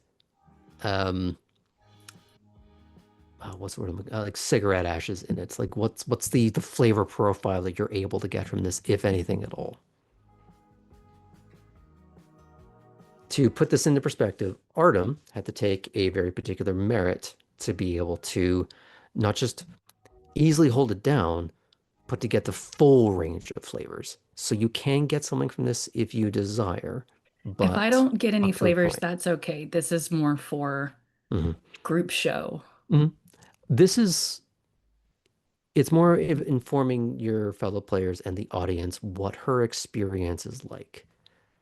How much of this is her putting on a show and how much does she actually get enjoyment from this? I think this is all putting on a show. She is really good at faking and doesn't, whereas Cora being very new, like enjoys the still human act of like being around the foods and stuff. Like even before being embraced, food was more of a necessity that she occasionally took time to enjoy and just like not having to take time with that. Like, yes, there is hunting, but oh, good, I don't have to have 3 meals a day now. There's more time for other things.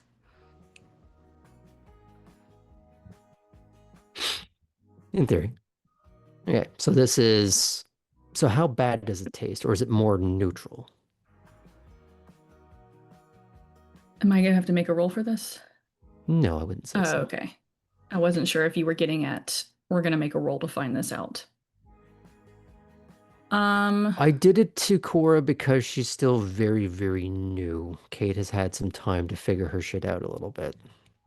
I think on the bad side of neutral. So it would be rather amusing then if the best alcohol, the best cocktails, the best that money can buy still tastes like that nickel beer that you got when you first came in, which, as we covered earlier, technically, legally is called beer.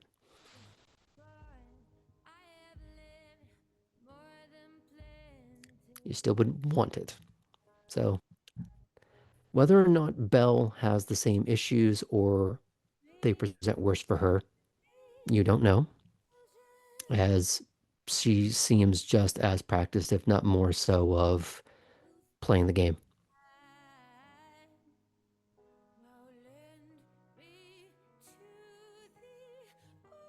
And as the chatting goes back and forth, is there any particular area that you would like to steer this?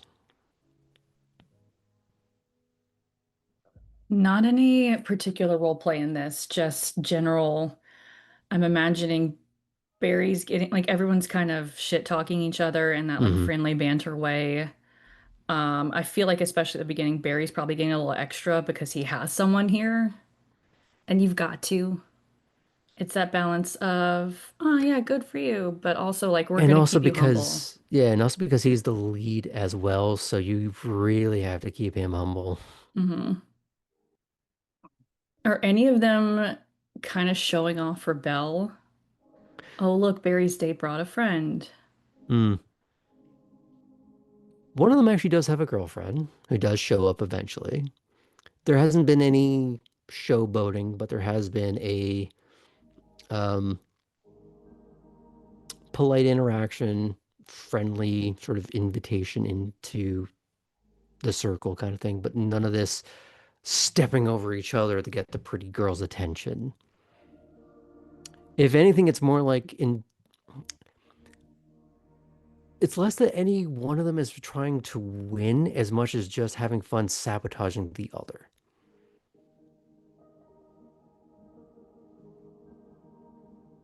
So it's definitely less about, oh, we have to get the pretty girl and more just, let's just have fun at each other. Yeah, so I think Kate is really letting herself lean into this banter in Hmm. this. She's existed for so long pre and post embrace in such a cutthroat competitive world Hmm. that even pre embrace commiserating with fellow interns at a bar, there's still that sense of we are still competing that does not exist here. Hmm. Especially being with a member of her herd. She is not trying to fight for attention. She's not trying to pick someone out of a crowd. Like this is essentially a done deal and can relax in that. Hmm.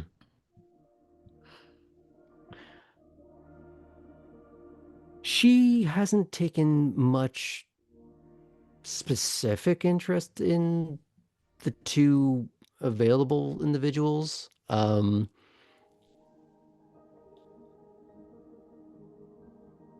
I'll let you roll perception empathy again out of 5.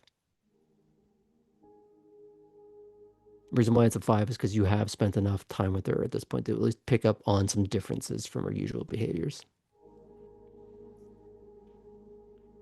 If you roll a 10 when you've rolled a 10, you don't roll it again, right? No, it Okay, just counts that's as a success. 4 successes then. 4 successes. Nice.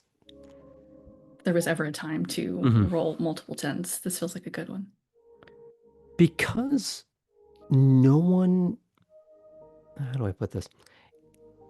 It's not that she's getting no attention, and it's more to do with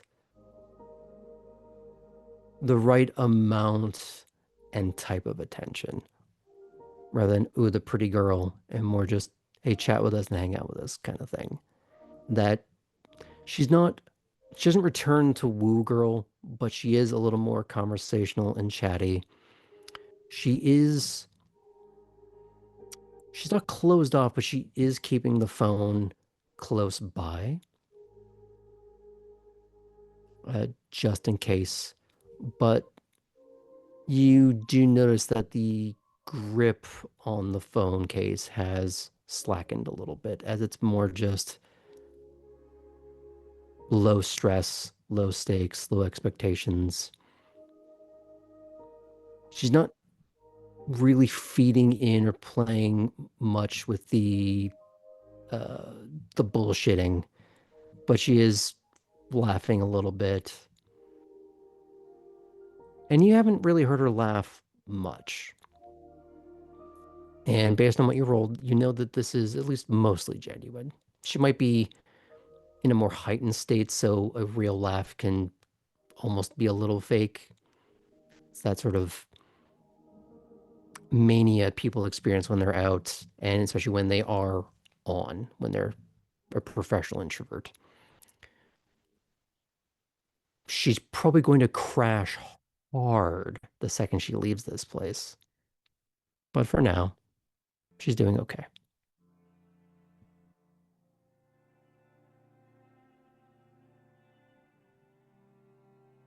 But as things begin to peter out and people are starting to go in their own directions of, you don't gotta stay here, or rather, you don't gotta go home, but you can't stay here. Mhm. I'm assuming there's a moment when, hey, Barry, just give me a second kind of thing. Hmm. Do you try to walk her to her car or? Yeah.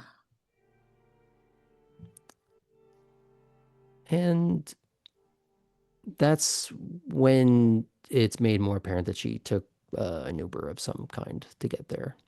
Okay. So it's more just pinging on the app and waiting for someone to pick her up.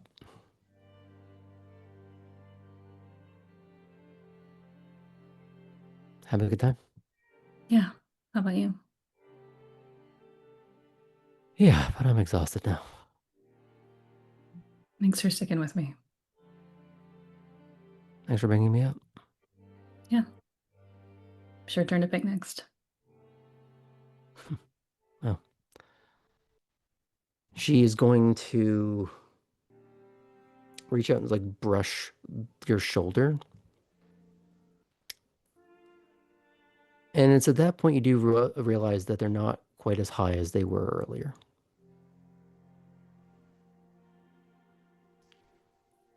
Try and get some rest. I gotta be home by sunrise.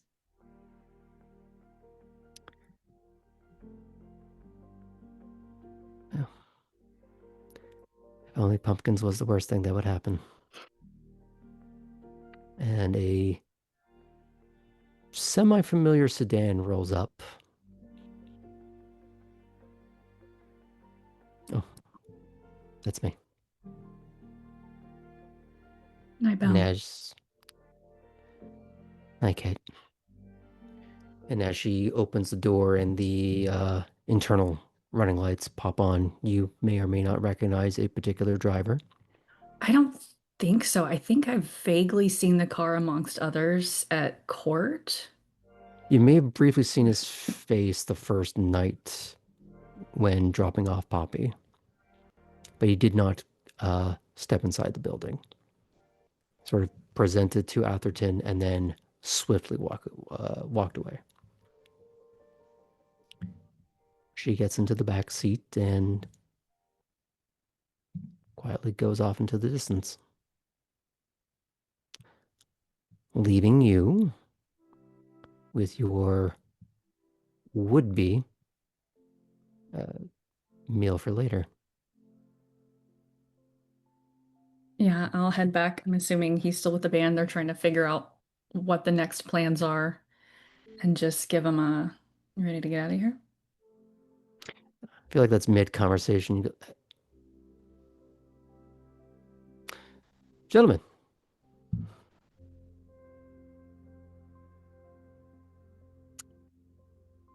and sort of just walk alongside you, but in a way that's not just wrapping the arm. It's that same little like light touch of hand on the lower back. Well, there's the obvious invitation. It's more just a case of not taking liberties. If there's more that's going to happen that night, they'll happen on their own accord. I think Kate will also slip an arm around him.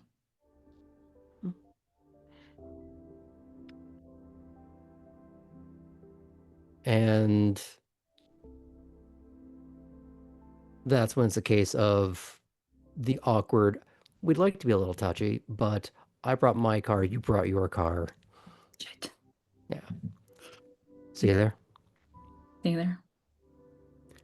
And he'll go a little daring. He'll lean in for the peck, but not right on the lips, not on the cheek, but right on the corner of the lips. Just be a little bit of the tease and a little bit of the, let's see where she goes with this.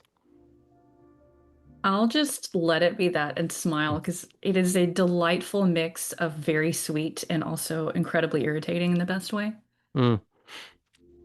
Yeah, that's a musician for you. So, and he gets in his car. And he I waits will for you. say after he does that, Mhm. so earlier you didn't just want to change shirts in front of everybody? A little tease.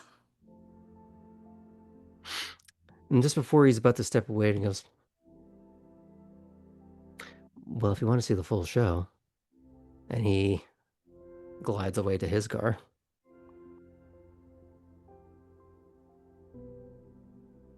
Is there anything else you'd like to add? Kate will continue to relax before feeding, and my goal is to take 3 points of blood and leave him blissfully unconscious and happy. Now, I will have you remember that if you're taking that much blood and he has been drinking and you were also, you're not going to get really any alcohol from you drinking the alcohol, but he's been drinking. Hmm. So you're going to have your own little blissful, numb little moment when you pass out. Maybe the first one you've allowed yourself in a fairly long time. Sorry, my brain just like short-circuited. Did just Take the blood. feeding. She's smammered. Yes. What is the vampiric drinking and driving? Does Kate need to call an Uber from his place? Find out next time on Savannah by Night. But on that note, I think now's a good time for us to go to break. See you in a little bit, folks.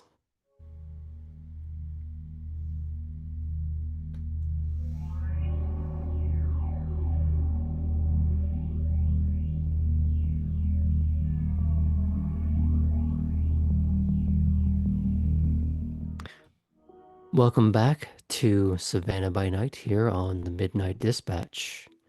We rejoin Elli at the SCAD Museum of Art as they had just knowingly, but not necessarily to what extent, was the accomplice of we'll call it a small theft. They say sartorial swipe. Yeah, and I'm not actually sure what was stolen. I think I can just make a good thought that something was. And it's something that you can always bring up with Poppy later. You're like, hey, whatever thing that you were up to the other night, I helped. So what was it? My friend helped you out. What do you? Or you could play the fact that I was there and you didn't even know. Had no idea. I was the old man. Those people that you walked into the bathroom with? I was both of them. I was both at the same time. Listen, sometimes that nos obfuscate can really do anything. Giving it the old John Cena, you can't see me. Yeah. But I was the red dress that you stole. saucy. So how do we go back to this?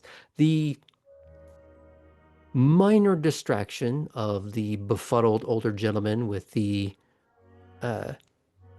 necklace hanging out of his pocket eventually resolved itself in some frowns and stares, but no one taken away, just escorted to different corners of the venue. Though it has been encouraged that one or all of the above were to see themselves out soon. Just so there isn't another uncouth event. So, I think the fact that the interaction with Poppy and the interactions all here with this little event as well gave Elli the idea that like even more than they have been before, especially with 4 Primogen in the area,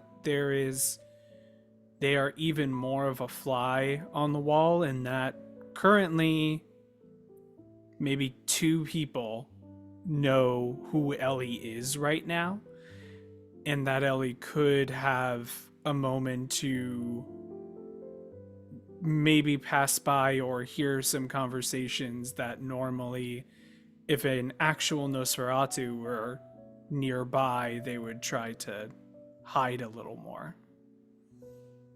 Hmm. It's more of trying to just get a sense. Mm-hmm. Obviously, we can't be too. Obviously, no one's gonna be like talking about Elysium here, considering that it's not a completely closed circuit, shall we say. Not even a little bit. It's primarily mortal. You just happen to know I that there guess. are kindred walking around. It is not a kindred establishment or kindred event. Right.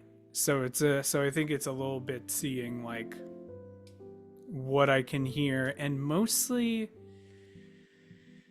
the other thought that Ellie is having is this is someone who attends an art show like this might have a little more money that they're willing to spend, and if it's the right type of person that I could find some dirt on, then I have a potential extra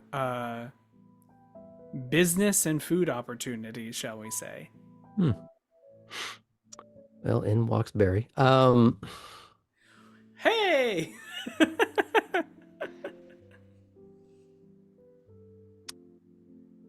Do you go off on your own or do you reconvene with Heartland? Let's start with that.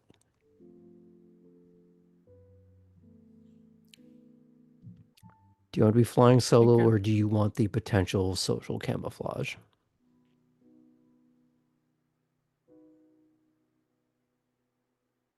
Let's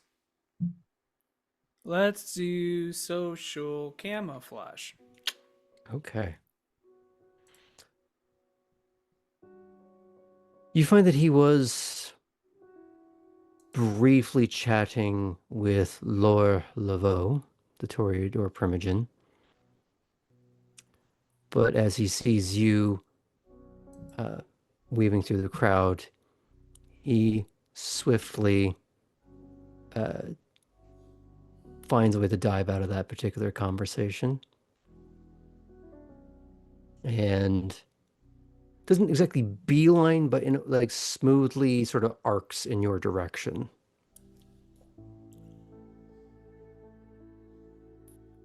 Where'd you run off to?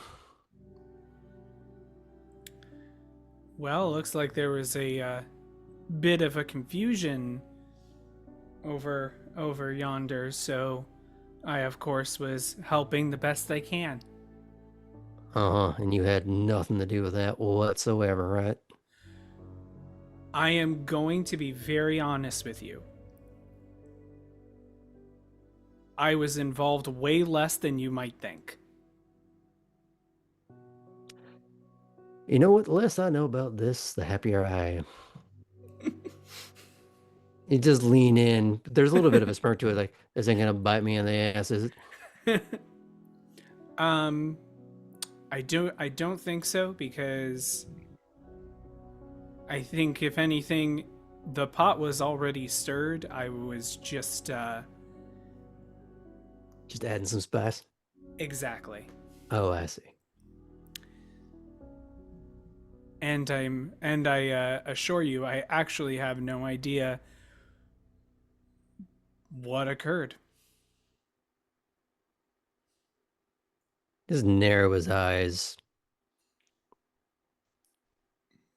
Uh-huh. Anywho, I find all this. It's fascinating. There's it's very interesting being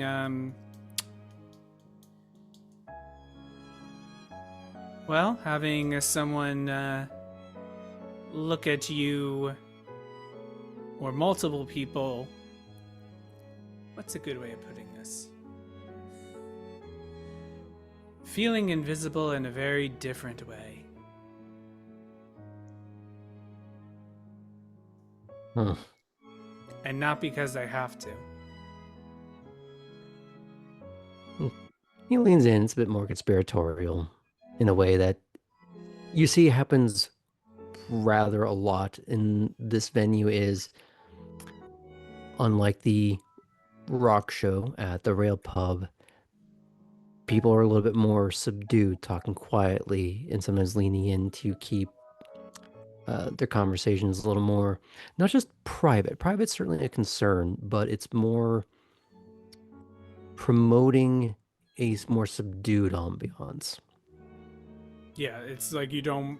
The moment someone starts talking loudly, everyone else will start. Yeah. Well, it's not just that they'll start, you'll distract from the venue and what's on offer. It's a little like being on a Japanese train. You don't talk on the phone. You're there to keep things at a very subdued level so that everyone can enjoy the art in peace. There might be moments where there are some speeches, and there have been, but they've been kept to a absolute minimum. Like, oh, we're going to unveil this piece over here. Please make your way over there. But it's not just lengthy diatribes. You're not finding full conversation circles going at a lot of volume or a lot of pace. It's much more of a polite and elegant affair. So when he leans in, it's more just what's been going on the entire time. He goes,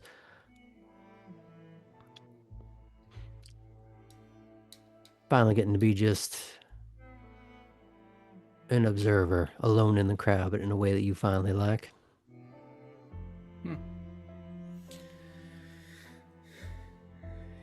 It feels familiar.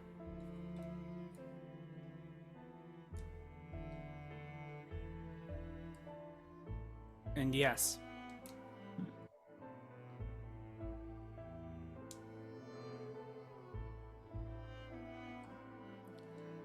Why? Anything in particular you want to go observe? And the way he says it, he's sort of directing with his eyes, not to necessarily a piece of art, but to just the people milling around.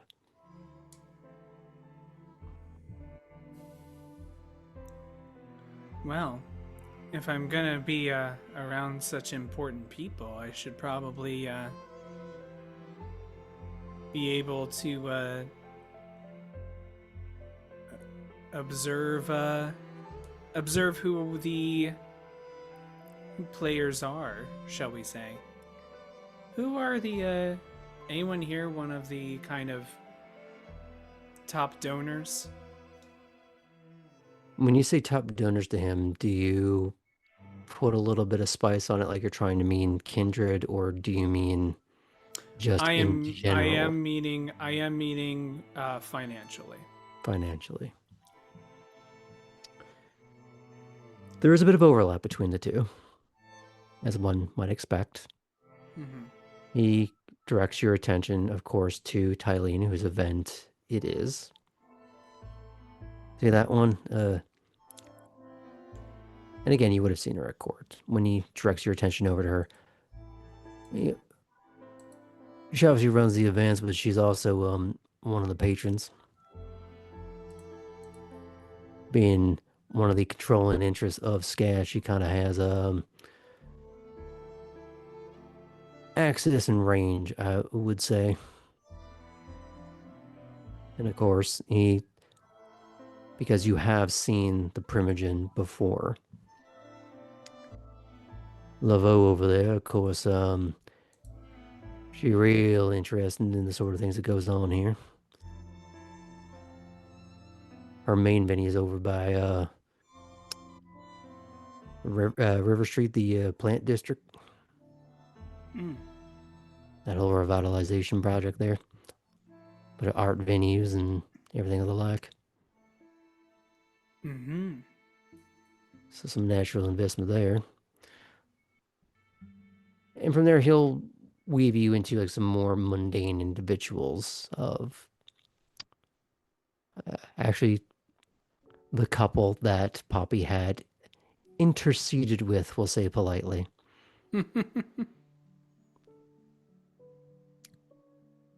Doesn't seem to know too much about them, but he just knows they're a donor of some level. Doesn't seem like they're like some monumental donor, but a level of donor. He walks you through a few more. And you do see a priest walking by, and he goes, that they're on behalf of the church, he does put in a little bit of a bursary to help some of the students or some local artists on occasion. Of course, there's usually with a understanding of maybe painting the roof one day, if you know what I mean.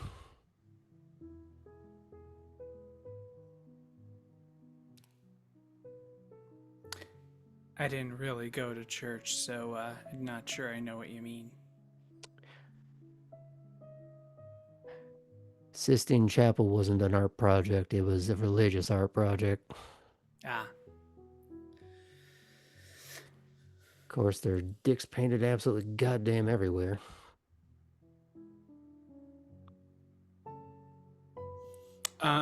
Above the table, Graham, do I notice that with this father, if there is anyone like an assistant of some sort who might be around them or something like that, someone who's like the one, it's like a little bit of weighing how comfortable this person feels just like attending an event by themselves, or do they feel like they need to have someone who's like note taking and stuff like There that? doesn't seem to be any kind of assistant or handler of any sort.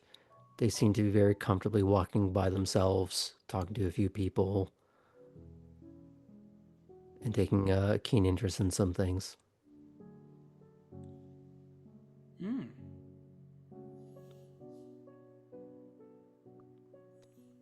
He's going to look at you, and despite the fact that you're wearing a false face, it still responds to your actual mannerisms.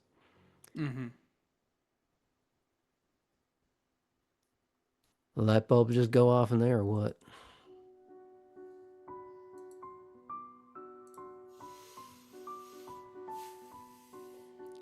Less a light bulb, more a spark, or more of a found a string and interested to tug it.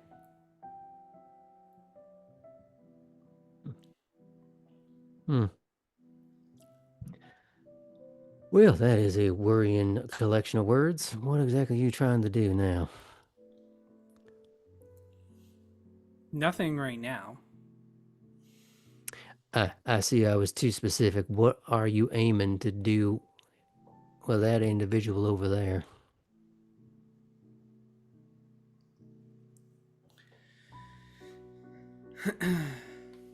I twist Mel. I think I can't twist you. Come on now. Someone who has enough money to be a donor is probably has a good deal of money to spend elsewhere, and sometimes you just have to find the right information to know how to get them to know where to spend it.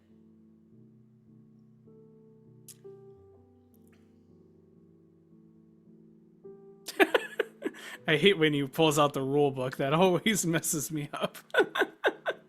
I want you to go with manipulation subterfuge. Is there like a teacher I can learn subterfuge from? Everyone you talk to is lying through their teeth. Why haven't you picked up anything yet? Because I keep Manipulation on subterfuge forgetting to at an spend 8. experience point. Okay, that's at a 9, so that's fine. Okay. At least my manipulation's high enough.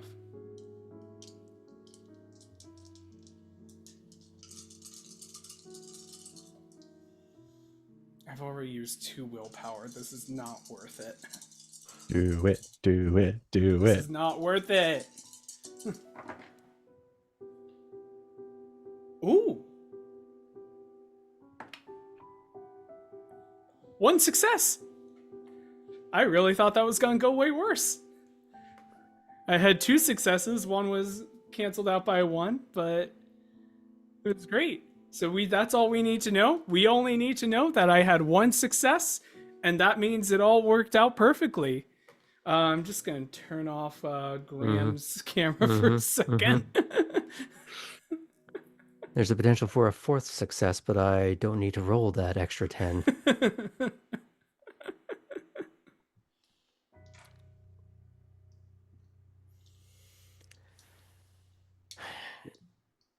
Give me a sec.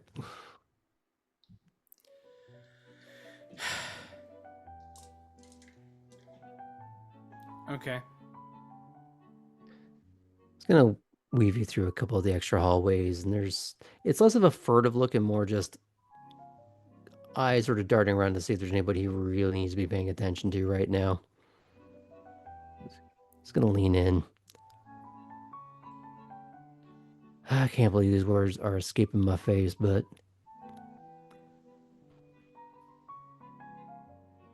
don't fuck with the Catholic Church.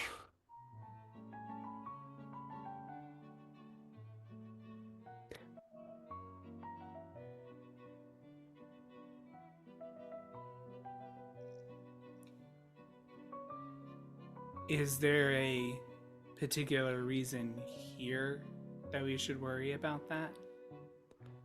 There's a particular reason why you're not really supposed to be testing those waters out anywhere.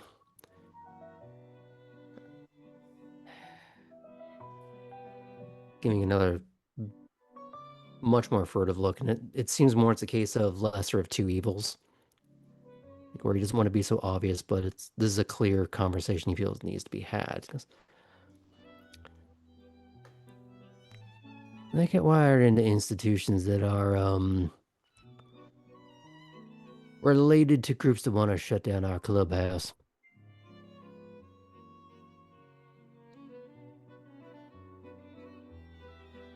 So Try not some to of this instigate stuff- our own eviction, if you catch my drift.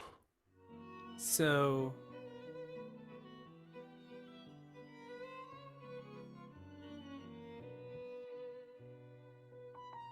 no, I catch it.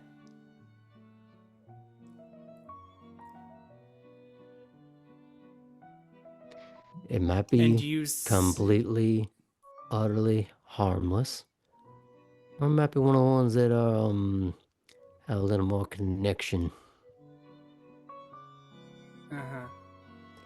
One of those things you don't really want to find out the hard way. No, I know.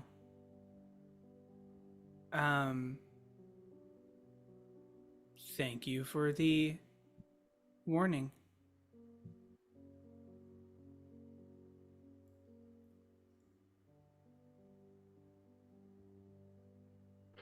Of course, as you have been shuffled out to a slightly different hall, it's still part of the overall show. You still have some eyes on a few individuals. You do see Matilda walking along and talking with a few younger women, as if she's trying to get them to explain their pieces to her. Taking somewhat of a keen interest, even if it's a show, it's a good show.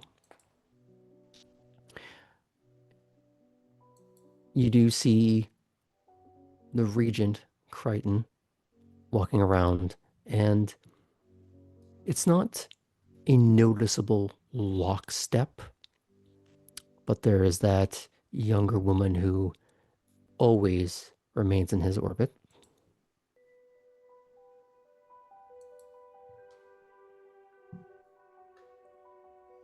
There are, of course, the more mundane potential patrons.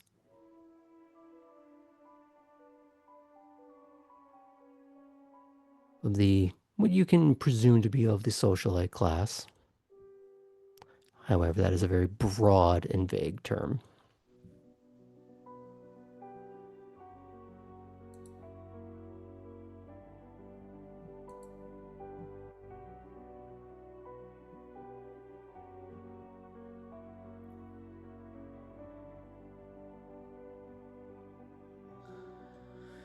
Well,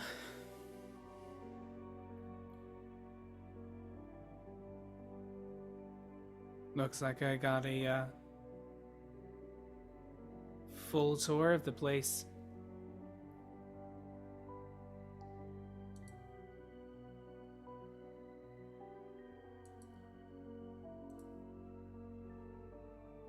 Um,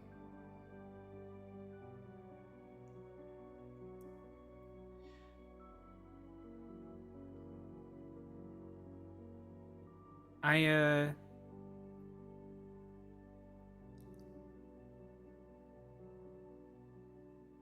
think I'm not quite used to being out and about, so I may need to get myself going.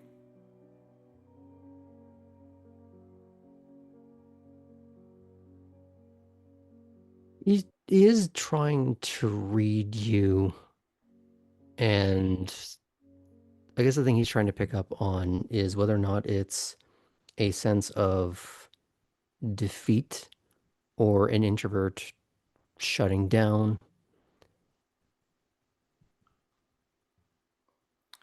The reason why I'm not rolling for it again is that we just had an insight roll, so he Yeah, rolled it's decently. more.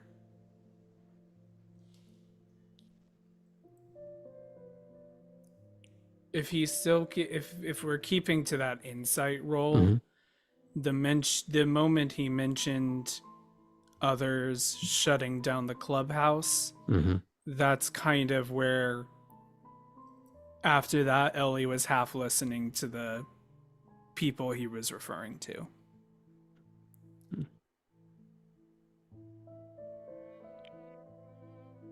Oh, I wasn't referring in character. He wasn't explaining them. That was me giving narration for who else was present. Oh, okay, but Yeah. like and nonetheless, it's that's kind of when Elli went a little vacant. You all right?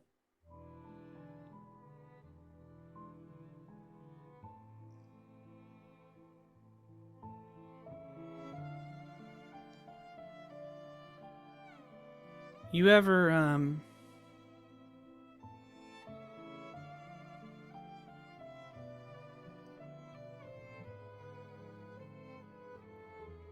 do you keep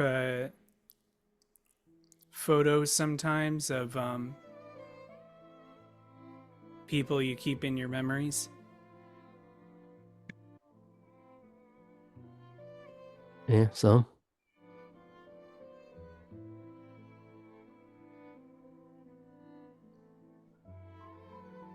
It's the type of thing I wish I could do more of sometimes.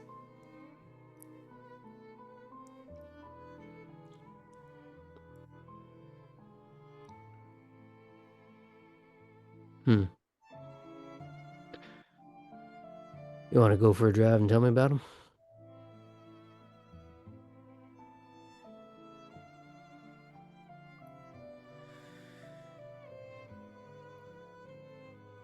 No, I think I need to shoot some pixels until they disappear.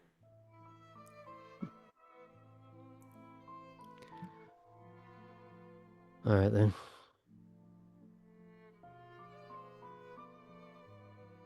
Now they show you to the car.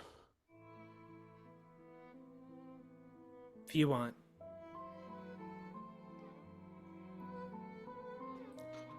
And he'll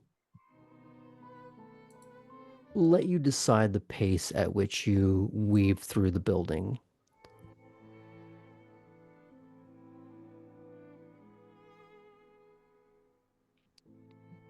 Letting you decide if you're going to find anyone else to talk to, if you're going to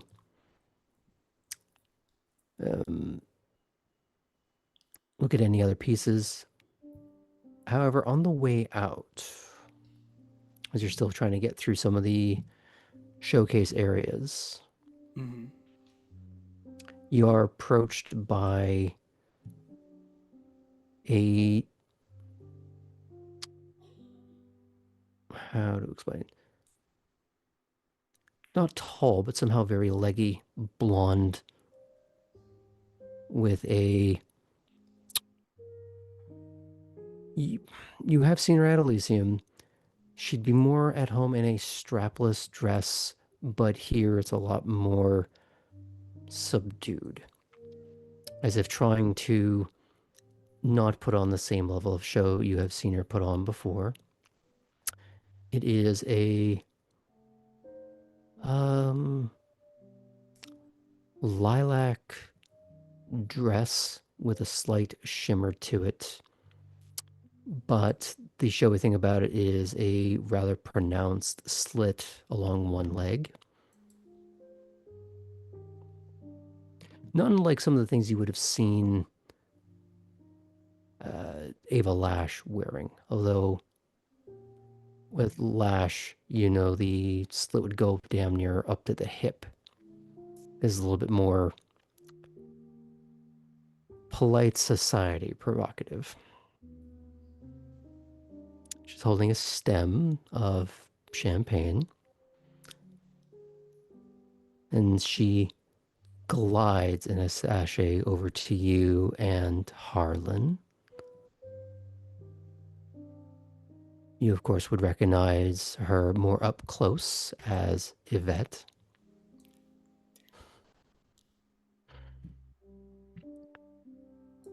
Oh, Harlan, dear, who's your little friend? And that's just, his eyes sort of just rotate almost inside his skull the way an owl would as he looks over at you, debating whether he wants to say anything or if he wants to just let you find your own way to bail out of this if you want.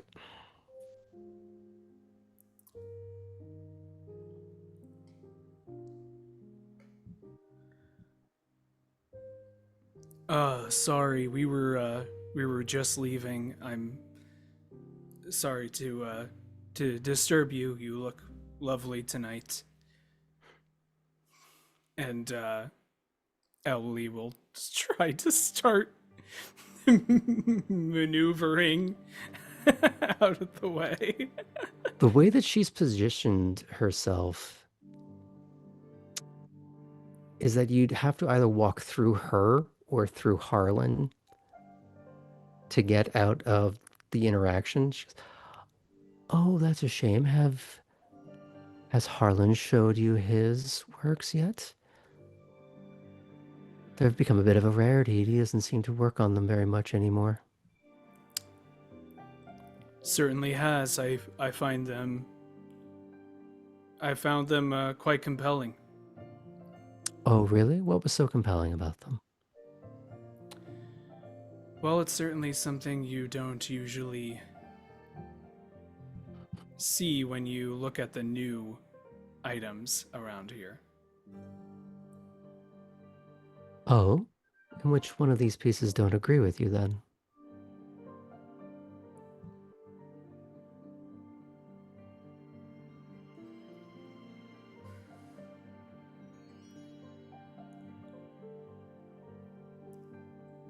Currently,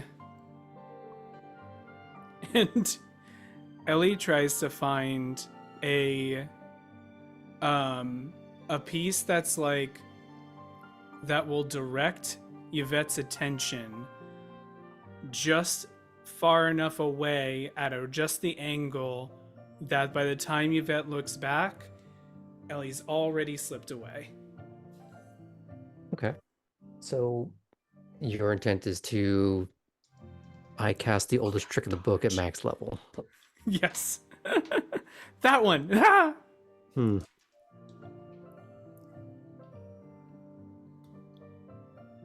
And I'm sure Harlan, as a great friend, is going to help.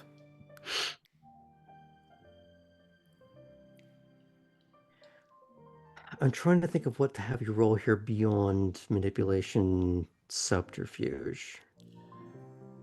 Can I make the argument You may try. for manipulation stealth, because part of it is moving her, but the other part of it is me moving quickly enough to get out of dodge.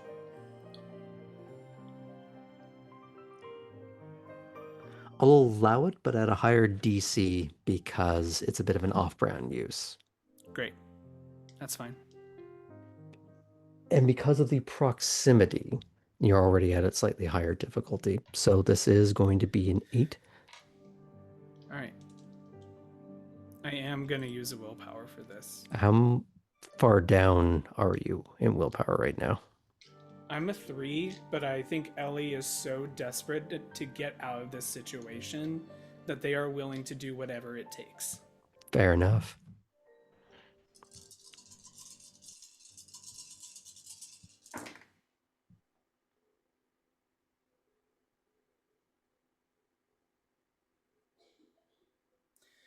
That was 1 success total.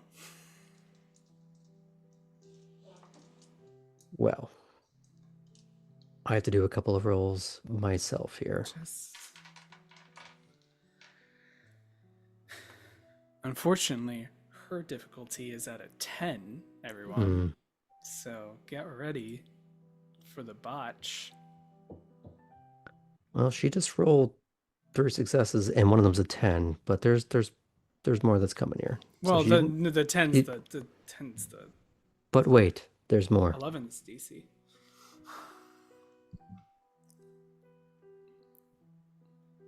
Anytime now.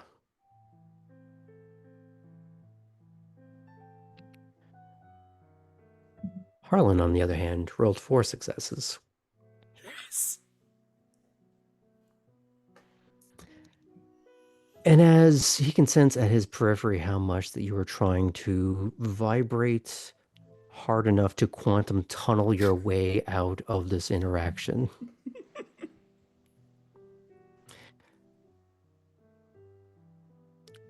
You try to draw her attention, and that's when he sort of just almost reads your intention, and he sort of swoops in to put his hand on her upper back, like right between the shoulder blades.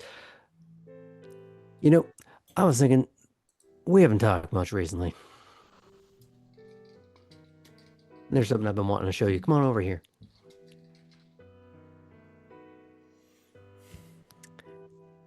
And he falls on that grenade so that you can get away.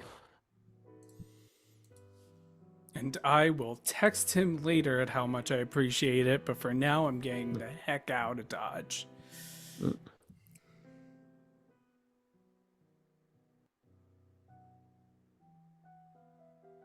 And as you do get back to the car, you don't have to pick up your phone because you did not take it in with you. Mm-hmm. And I assume that once you're out of like the main sort of showcase halls, you are being a little more aware of potential cameras, whether they be on the wall or in someone's hand. Yeah. I'm not going to have you do another stealth roll because the hard part was just getting away from that. Mm-hmm. But once you get back in the van, what's your plan?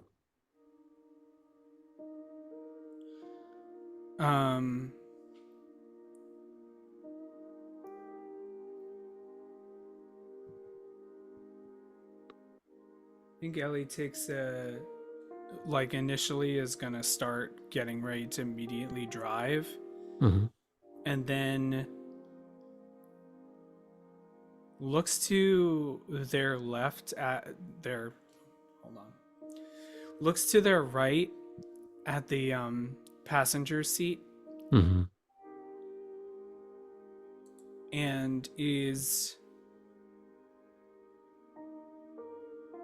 trying to conjure up an image. And is trying to conjure up the that annoying toothy grin, that leather jacket,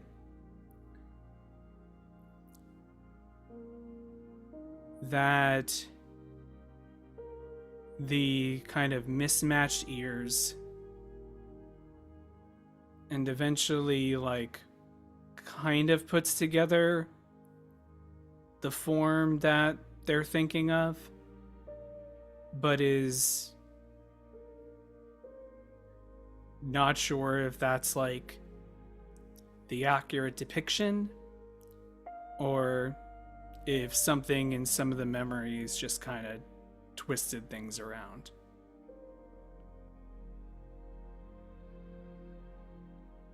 Memory and hard drives weirdly have the same flaw.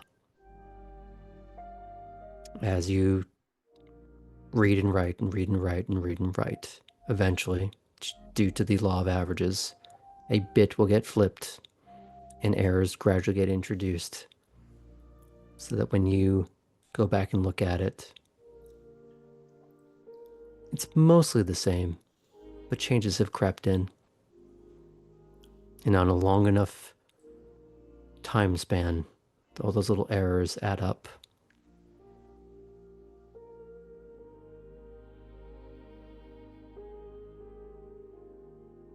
So maybe the image is true to life. Maybe some of those errors have already crept in.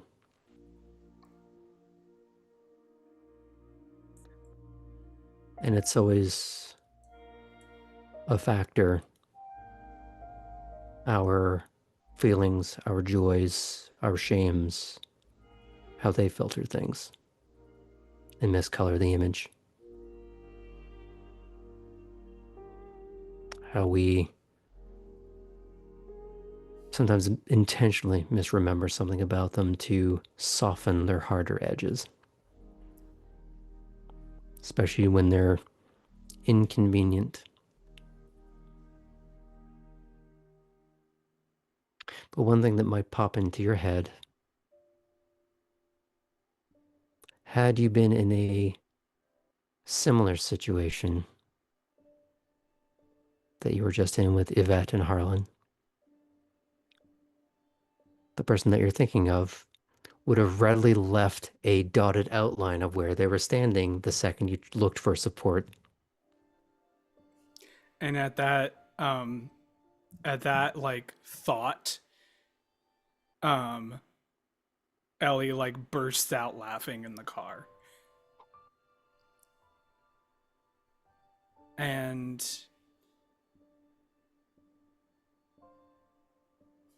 takes out their phone and starts to add every one of the new blood's number into a group message. Stops for a second and the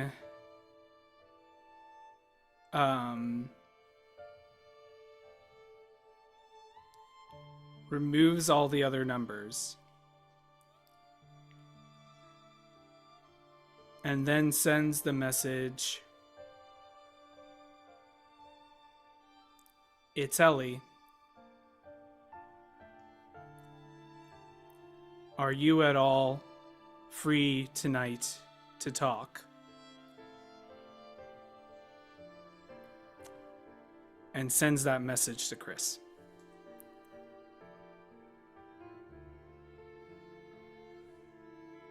And I think that's a great moment to fade out on, if that's okay.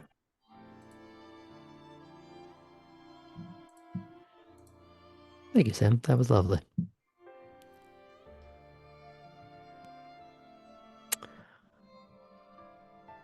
Adjacent to Chris, let's get to you, Artem. Let's do it. Now, the text that you had gotten earlier had said the house. You've noticed that when some people text that, or even the way they say it, it sounds like it should be capitalized. This was lowercase. And as you're getting back into the car, you do get a secondary message of Alden's. No further follow-up.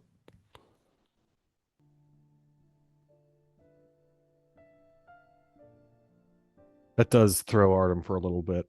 Mm-hmm. Man, who the hell doesn't know where Alden's house is?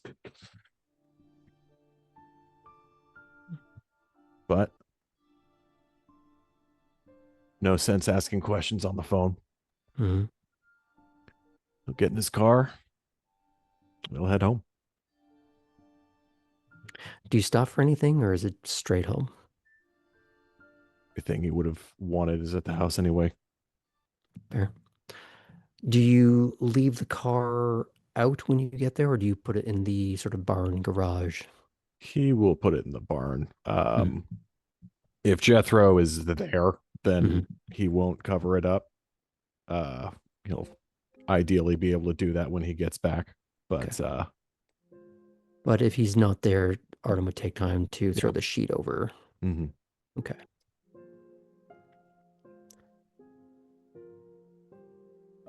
When you're waiting around,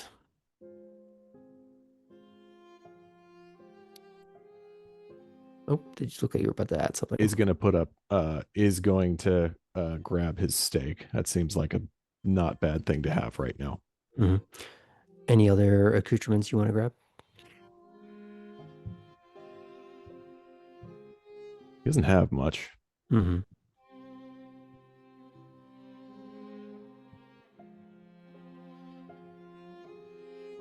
He does have tools. Yeah. And a lot of surplus to requirement wood.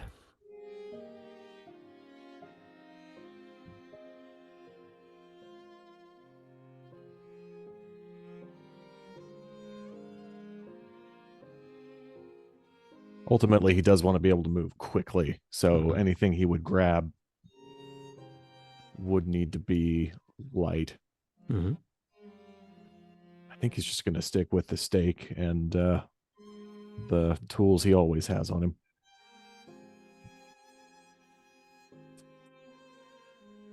Okay.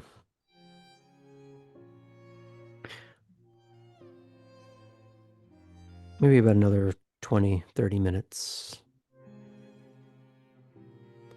A pair of faintly glowing pinpricks of light pierce the thin wisps of marshy fog, preceding the small, old wooden speedboat that drifts to a controlled stop alongside the dock. Is Alden's speedboat? No. No.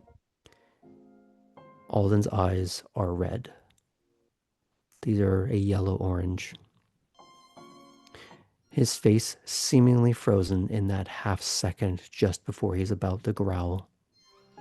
In concert with his permanently clawed hands and ever-present fangs, he always appears as though he's on the cusp of ripping out your throat.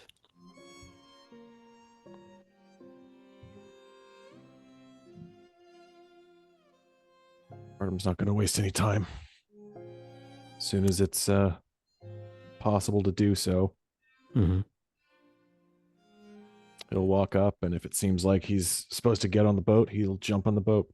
He never even throws up the mooring line. It's a very much an understood thing of you either get on or you fuck off. And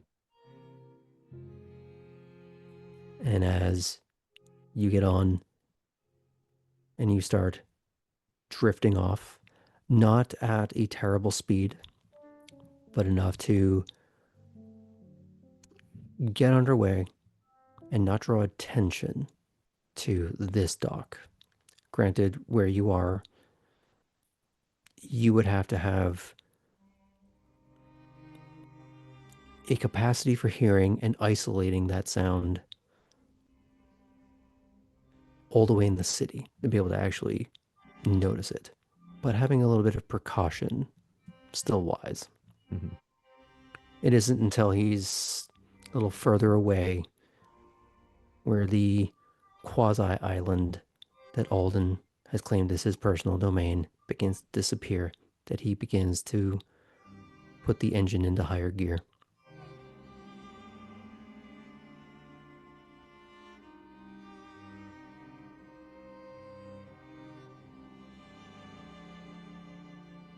Do you say anything to him, or are you waiting for him to start a conversation? Artem doesn't think that he is going to start a conversation. And he's generally okay with the silence, but At one point, he is going to ask, so you know where the boss's place is too, huh?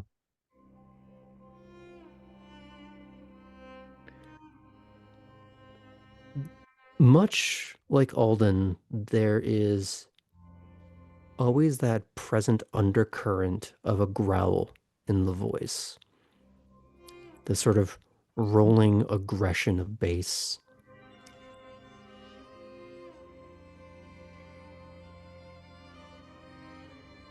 Everyone knows where their sire lives.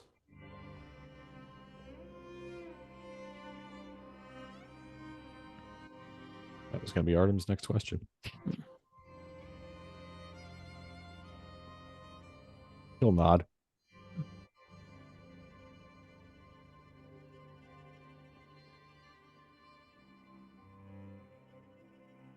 Probably not going to say anything else. It does pass with some silence for a while, but he does finally add, how many winters? 2. How many have you killed?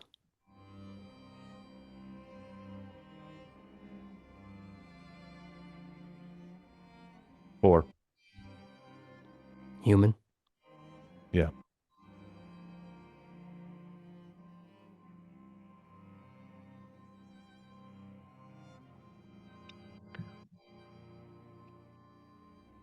I'm just going to maximize that window for a moment.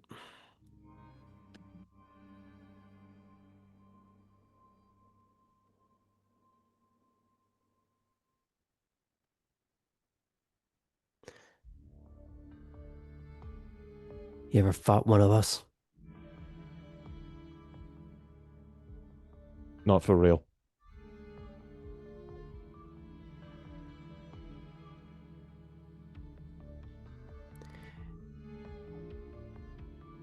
If we find what we're looking for, you will.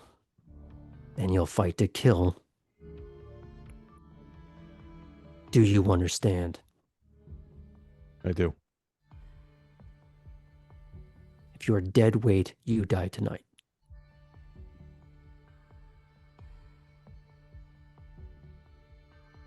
I'm not in here holding your fucking hands. It's our way.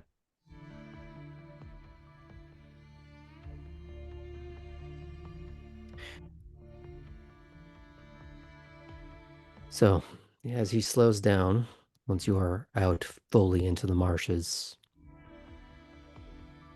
where you've been told previously not to go. Partly because it's difficult to see, but for many of you, kind specifically, you can see in the dark. Mm-hmm. So navigating those waters is less of a nightmare for you. You've also been told that there are werewolves, and they tend to go where people don't want to go. Yeah.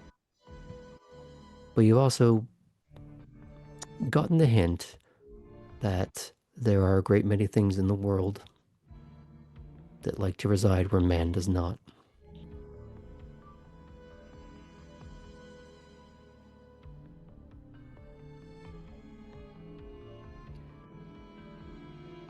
You are going to be doing some island hopping. The reason why he has slowed down is that you can almost hear him taking a breath, almost like the precursor to a snarl, but it's him sniffing the air. So I'm going to have you roll. And you can do this one of two ways. Sure. You can either do perception alertness or perception awareness. Different difficulties associated with both. Okay. So you got to tell me how you want to flavor this. Let's go ahead and do awareness. Okay.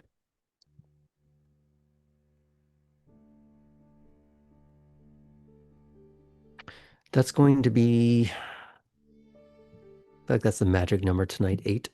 Okay. Because you are at water. You're trying to find a reason to go ashore to these various places. That's 2 successes and a 10. 2 successes. Nicely done.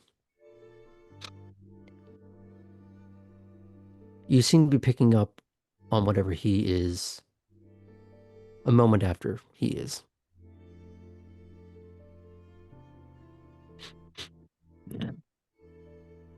That growl percolates at the back of the throat. It's almost subharmonic, the bass that you feel rather than hear. An impressive feat for the fact that you are on a boat that is itself rumbling.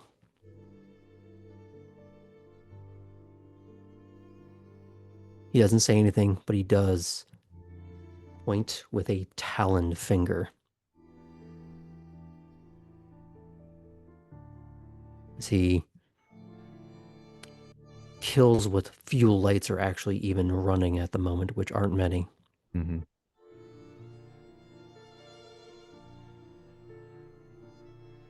He coasts along, following that scent.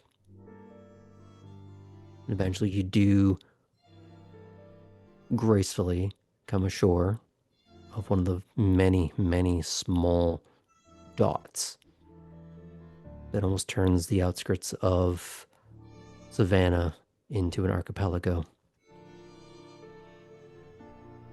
You have your myriad of larger bodies like Skidaway,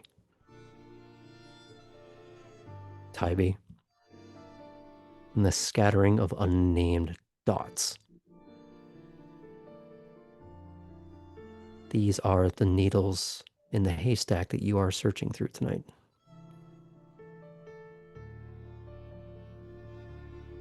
As you come ashore, he smoothly practiced tips the boat as he's getting out as if to make it easy to push it back into the water should you need to. It's almost resting on its side, quite sort of slightly lifted against an overturned sort of fallen tree.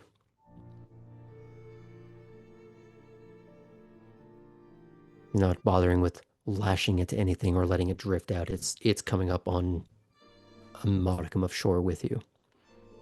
He's keeping low. Do you do the same? Yeah. Okay. Artem's going to try and basically copycat. He's not 100% sure what to do, but Mm-hmm. I'm going to have you roll perception alertness this time. This will be at a 7. Woo. That's 4. Nice. Any 10s or 1s? One of them was a 10, which was became an 8 as well. Gotcha.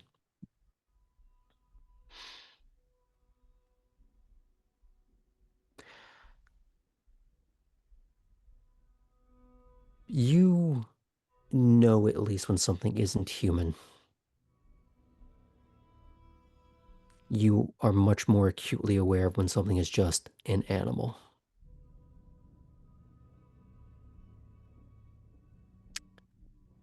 This is not an animal. There are notes of the animal family involved.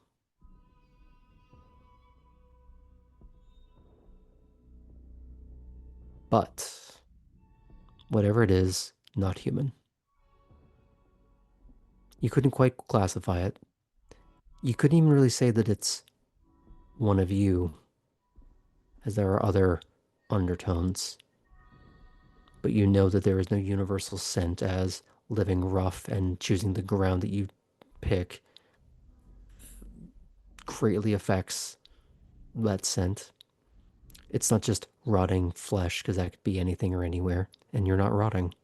You are preternaturally unalive.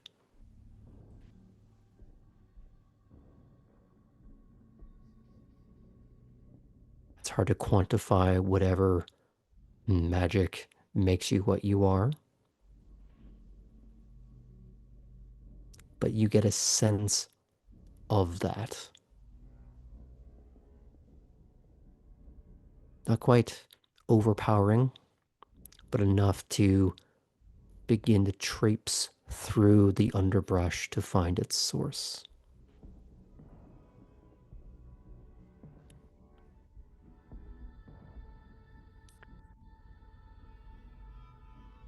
Jethro begins to veer off in a different direction.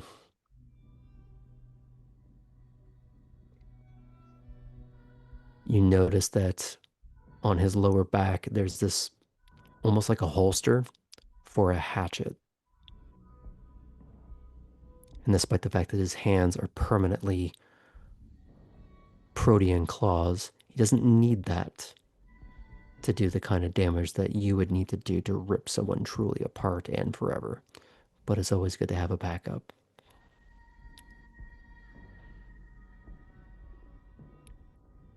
And there's that moment where he is sort of reaching back for it, but not to remove it from its moorings, but just to be ready. There is a furtive but smooth motion of someone who is incredibly practiced at this stalking. A predator finding its prey. I'm going to have you do another roll for me. Dex and stealth. It's in stealth, huh? Or dex and survival. They're going to be accomplishing the same thing, but flavored differently. Yeah, it's the same roll, so I'll just go ahead and do stealth. Okay.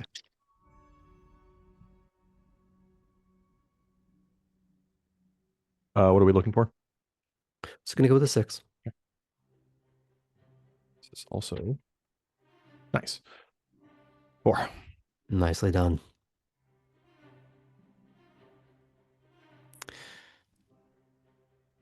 The first few years of your unlife were spent in a primordial forest that you spent a year in as a mortal.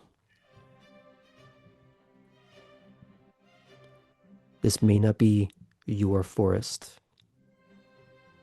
but as you've come to get acclimated to the savanna sounds, the types of trees, the other foliage, and how things crunch underfoot, you are learning when and where to step, how to move through the underbrush without so much rustling it.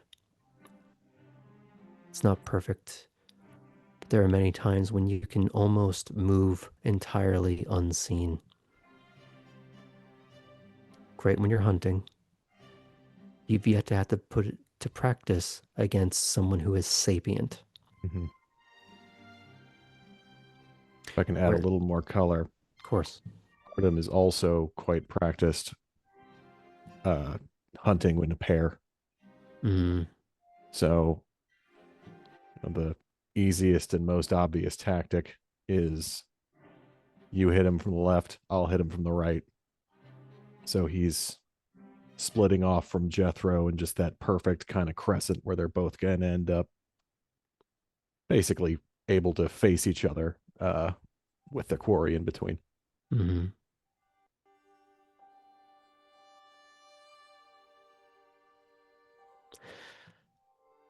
As you begin to gradually navigate inward to this amorphous blob of a islet, that smell is more pungent. And the smell of a kindred is what previously overrode your senses. But now as you get closer, blood.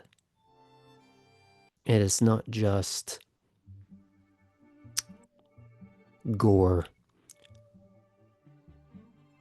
As we explained in a previous scene, a true crime scene is not just a slaughterhouse, but an outhouse.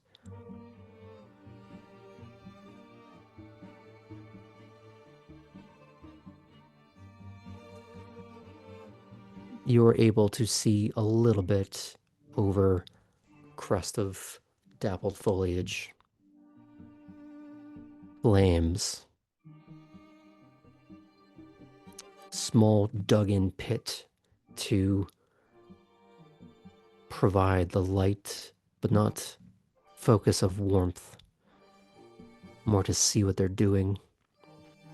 As the 4 people that you can see are daring each other, pushing each other to jump over or through the flames. A coating of red paints the ripped up earth all around you. Much like the Rancor pit, there are ruddied pieces of bone that jut up from the earth. What you can only assume was human.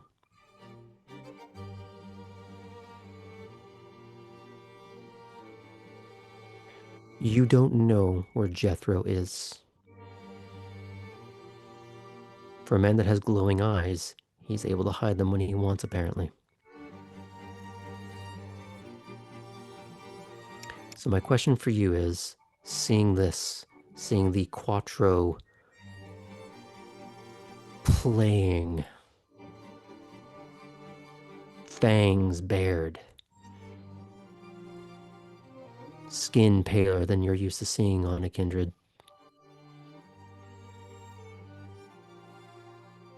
What do you do? First thought is, this is fucking it. These are the guys.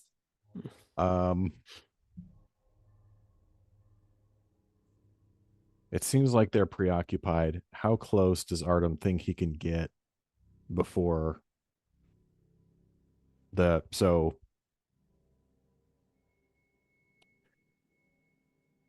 as he's done with Natalia many times,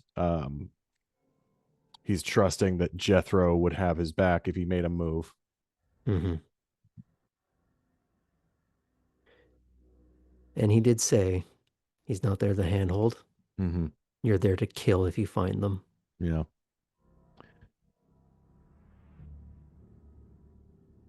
As an opening move, if he can get close enough to push one into the fire, that seems like a solid play. Based on your stealth roll, I'm not going to have you do it again. Beautiful. However, you have to roll something.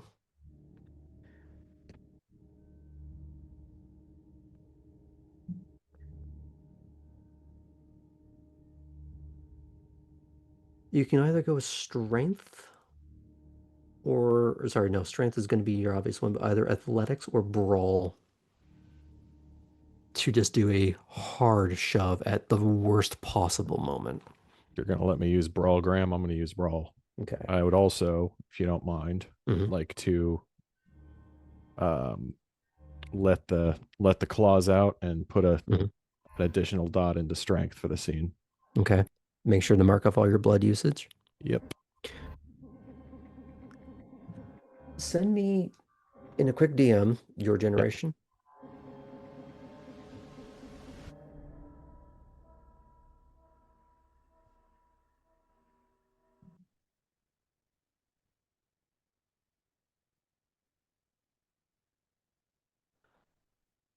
Got it. I believe you can spend 2 blood right now. I'm pretty sure it's 3. 3. Mm-hmm. A turn has not taken place yet. There is no initiative. Oh, I see. Okay. So here's the thing. What I mean by this is pop the claws. Yeah. You can spend, if you want, additional blood to up your strength beyond just the 1. Okay. So I believe I'll go ahead and do that. I believe your generational maximum is at least 2. It might actually be more than that. I don't think you get. Found it. I might not understand how that works. I thought it was like a limit, which was the number, but maybe there was more in there that I didn't read. There's There's more stuff. Gotcha. What's your strength before you do anything? 4. 4.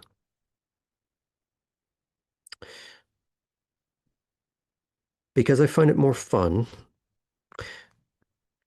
the generational limit would typically be 5. I'm gonna let you do 6. Okay. For now. I might revisit that at some point, but I Yeah. think that feels better. We should later talk about that because I did not understand that was how it worked, if this is how it works. Once you get to a certain point, how many blood points you can spend in a turn and what you could actually do with the blood very much Yeah. matters. You're going to want to be keeping track of how much blood you're spending because this can get very expensive very quick because you just put out the claws and you upped your strength. Mm-hmm. So make sure that's all written down. If there is any willpower that you want to spend, that would be the time maybe. Yeah. Because depending on how you do this, and you tell me what would be more interesting for you, either to push someone from behind when they're on the wrong step so that they completely just faceplant into the fire, or they've jumped through, they are on the other side, and then someone pushes them back in. What would be more interesting for you? I think the second one is certainly more cinematic. Okay. Well, first let's see how you roll. Yeah. Yeah, maybe we'll let the die decide. Mm-hmm. I am going to, in my arrogance, not use a willpower on this roll. I am going to be bringing the difficulty down to a 5 because they are distracted. Lovely. Actually, no, this is worse because they are distracted with their reindeer games and you rolled decently for stealth. You rolled what, 4 stealth? Yes. That'll come down to a 4 Lovely. from a base of 6. Okay. Okay. That's 5 successes. Okay. I'm assuming we're going with the second option then. Yeah, we'll go ahead and go with the second option. These individuals who are halfway between goth, punk, are just asshole. It's really the only way I can really clarify that look where they're daring each other, shoving each other, in the same way that Barry and his friends are giving each other some good-natured ribbing. These are the kind of toxic friends that will jump off that roof. See that bed of nails? Yeah, go belly flop on that. Like it's Jackass without the censors.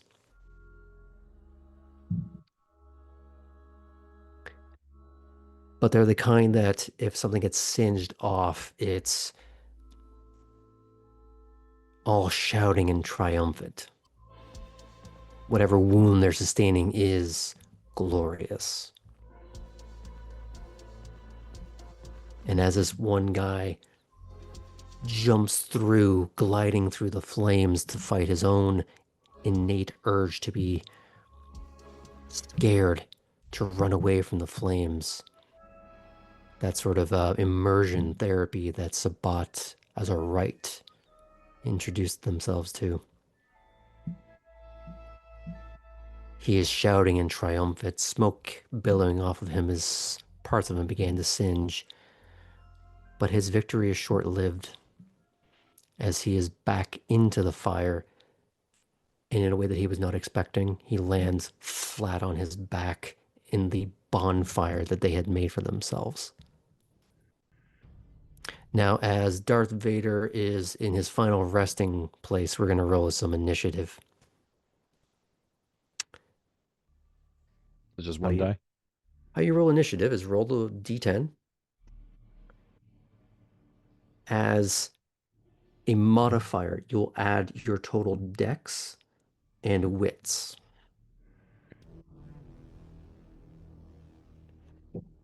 Only got a 10. 10 total? Yeah. Okay, that's less than ideal.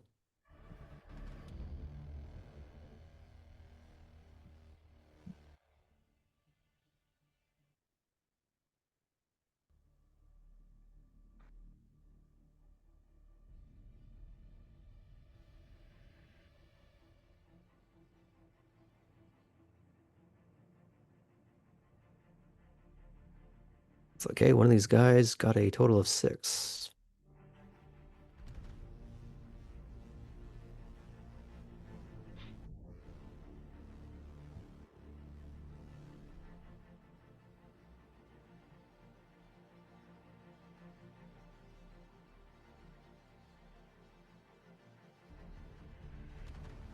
They are rolling like hot trash.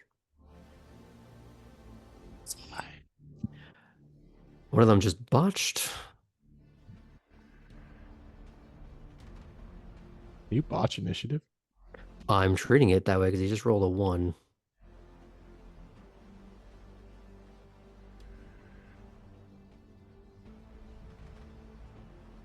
And now for Jethro.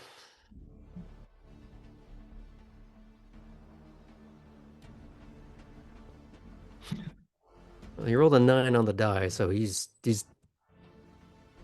going first. Is he going first?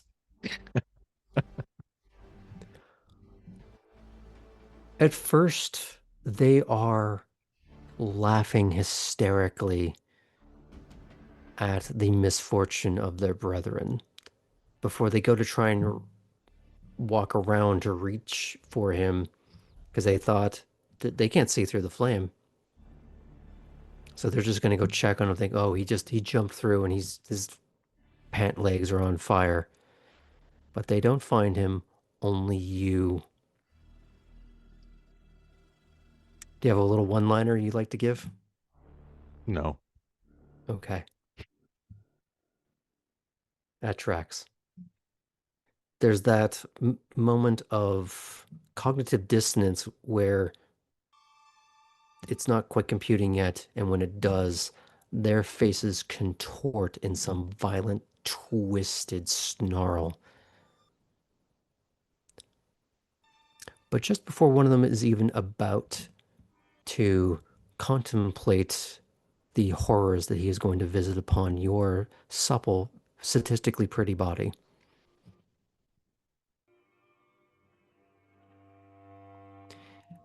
the hatchet flies through and hits him straight in the face, splitting his nose down the middle, bearing itself down to the haft. He drops to his knees, frantically scraping, trying to rip the piece of metal that is buried somewhere in his childhood memories right now.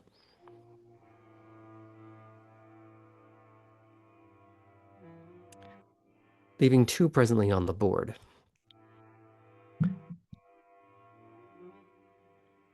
Your turn. Basically, you guys got a surprise round because they were distracted and stupid. Which one looks like the tougher of the two?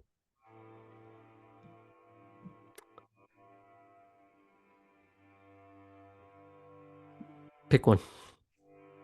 They're One on both the kind right. of burly looking. Okay. Any of them look gangrel? Ooh, interesting. To look gangrel, you'd have to be looking for signs of, like Alden, The beast, yeah. and to an extent, Jethro, some permanent sign of being, of not just the beast, but of an animal. Some predatory holdover that aggressive atavis attached. And you do notice a little bit of a slanting and elongating of the ears, a little bit more of a tuft rising off of it, like a lynx or a fox. But as a lynx is much more of a predatory animal, probably something that he more strongly identifies with, and his hands go back, and just as they do in slow motion, you can see them beginning to undulate in place as the claws are beginning to form as he's stepping forward. But it's your turn. Yeah, Artem doesn't think that him having those hands is the safest thing for him. So he's going to remove them if that's possible. In what way? Well, Artem's claws are already out, so joke's on this guy. So you literally want to disarm him. Yes. Okay. More like unhand him. Mm. But, we could go with disarm as well. We'll see what the dice say. Mm-hmm. Because I believe that's going to be a bit of a roll. Because that comes with...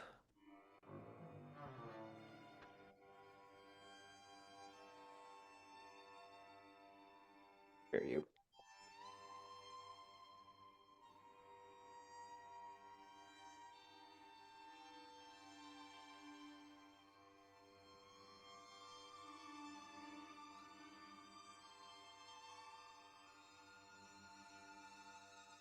Only a giant book, don't worry about it.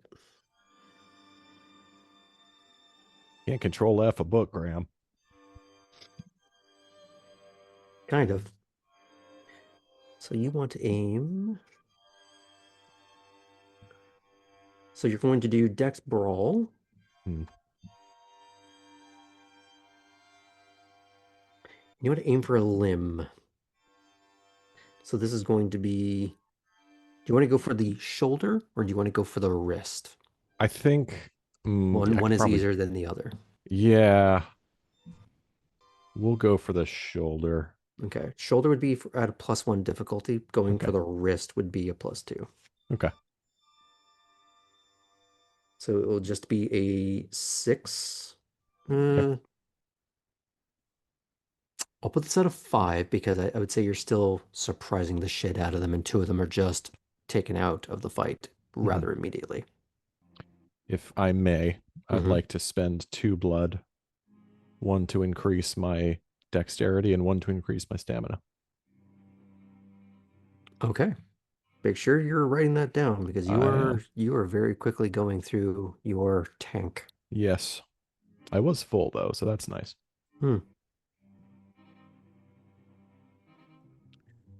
I'd also like to spend a willpower to make sure this works.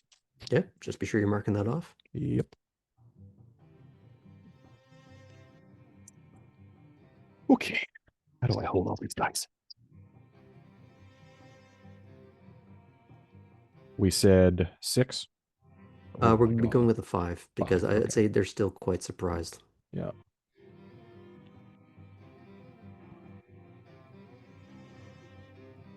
Six. 7. 7 total successes. No, 8, because I didn't add the willpower. 8.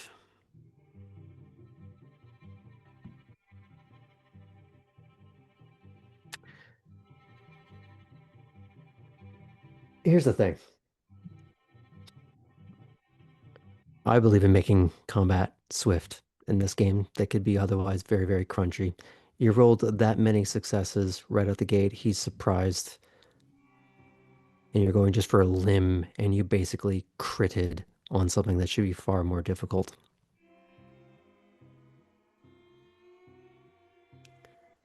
How do you want to do this? Well, Because I think I'm treating your you only need one success to hit. Yeah. Fundamentally. Mhm. You have gone above and beyond, and you're doing aggravated damage. I would say these would carry over into the damage roll, and I'm not going to bother with that. I want to know what you do and how you feel about it in the moment. so. I think the goal is I'm going to make sure that this man cannot hurt me Mm-hmm. because I know that if anything is going to hurt me right now, I don't see a gun, I don't see a knife. Gangrel claws will fucking hurt. Just to clarify, when I say Okay. how do you want to do this, I mean he's dead. Yeah. You've crit. Right. Okay. So just the thought process. Mhm. Yep. Just getting there. So the idea is basically I'm going to make myself safe. Mm-hmm. And I've used all this blood, make myself very powerful. And I've never really used it like this because Zoya was very much about like preservation. Mm-hmm. So he's not Until she quite wasn't. sure. Well, until she wasn't, but basically what I'm trying to say is he's not quite sure how strong he is right now. Mm-hmm. He gets too deep into his shoulders and he just rips and keeps going all the way out through the other side. Man drops in like 5 different pieces, maybe more. I would say Artem was unaware of how much damage he could do, how much strength he was throwing into this going forward as he's stepping forward himself. Mm-hmm. You were intended to do more of just a horrendous raking when you both met more in the middle than you were intending, in the same way that that man was not intending to be kicked back into the fire.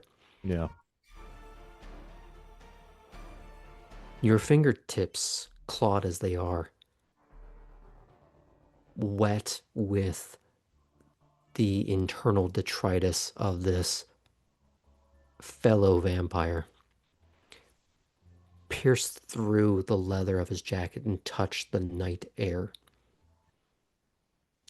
And then they pull.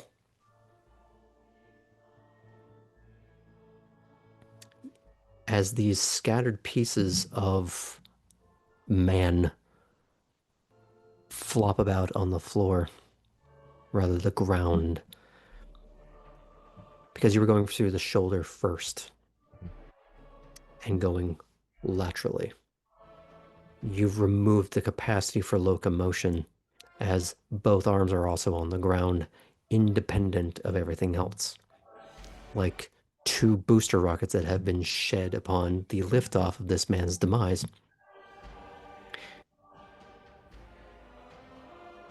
But some vampires are stubborn, as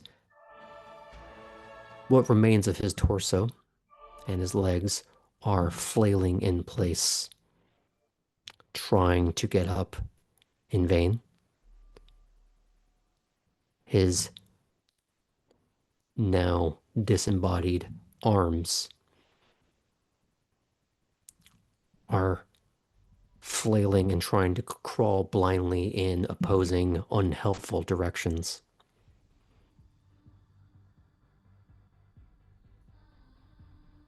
The head thwacks wetly onto the earth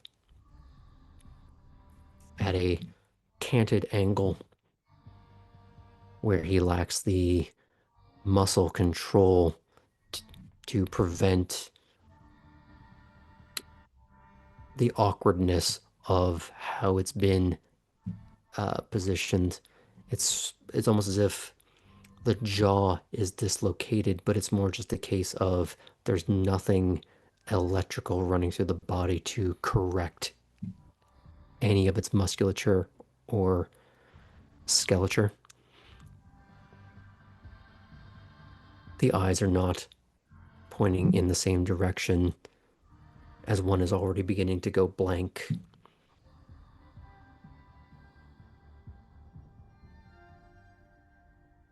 And a broken tooth is piercing his own tongue as he bit it on the way down. Hurt. Jethro, on the other hand,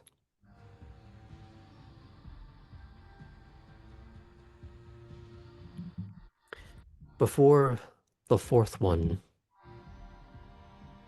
I believe there's 4. The 4th one, because you killed one with the fire. You've just decollated one in front of everyone. And the other has an axe buried in his face, who is still technically alive, but out of the fight for the moment. As the only thing he can see is that Jethro asked him a question.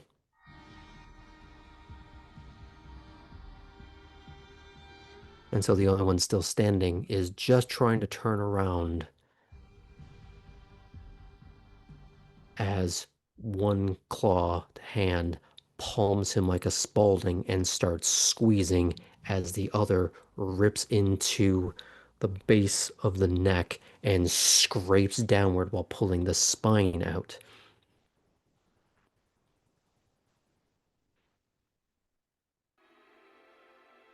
And as he squeezes and claws through, he starts to shred through whatever is still attempting to put up a fight, leaving a ruddy pile of kindred kibble on the earthen mound surrounding the fire. And the last sounds, as we fade out tonight, are in the muted, guttural screams of the man with an axe in his face. See you next week, folks.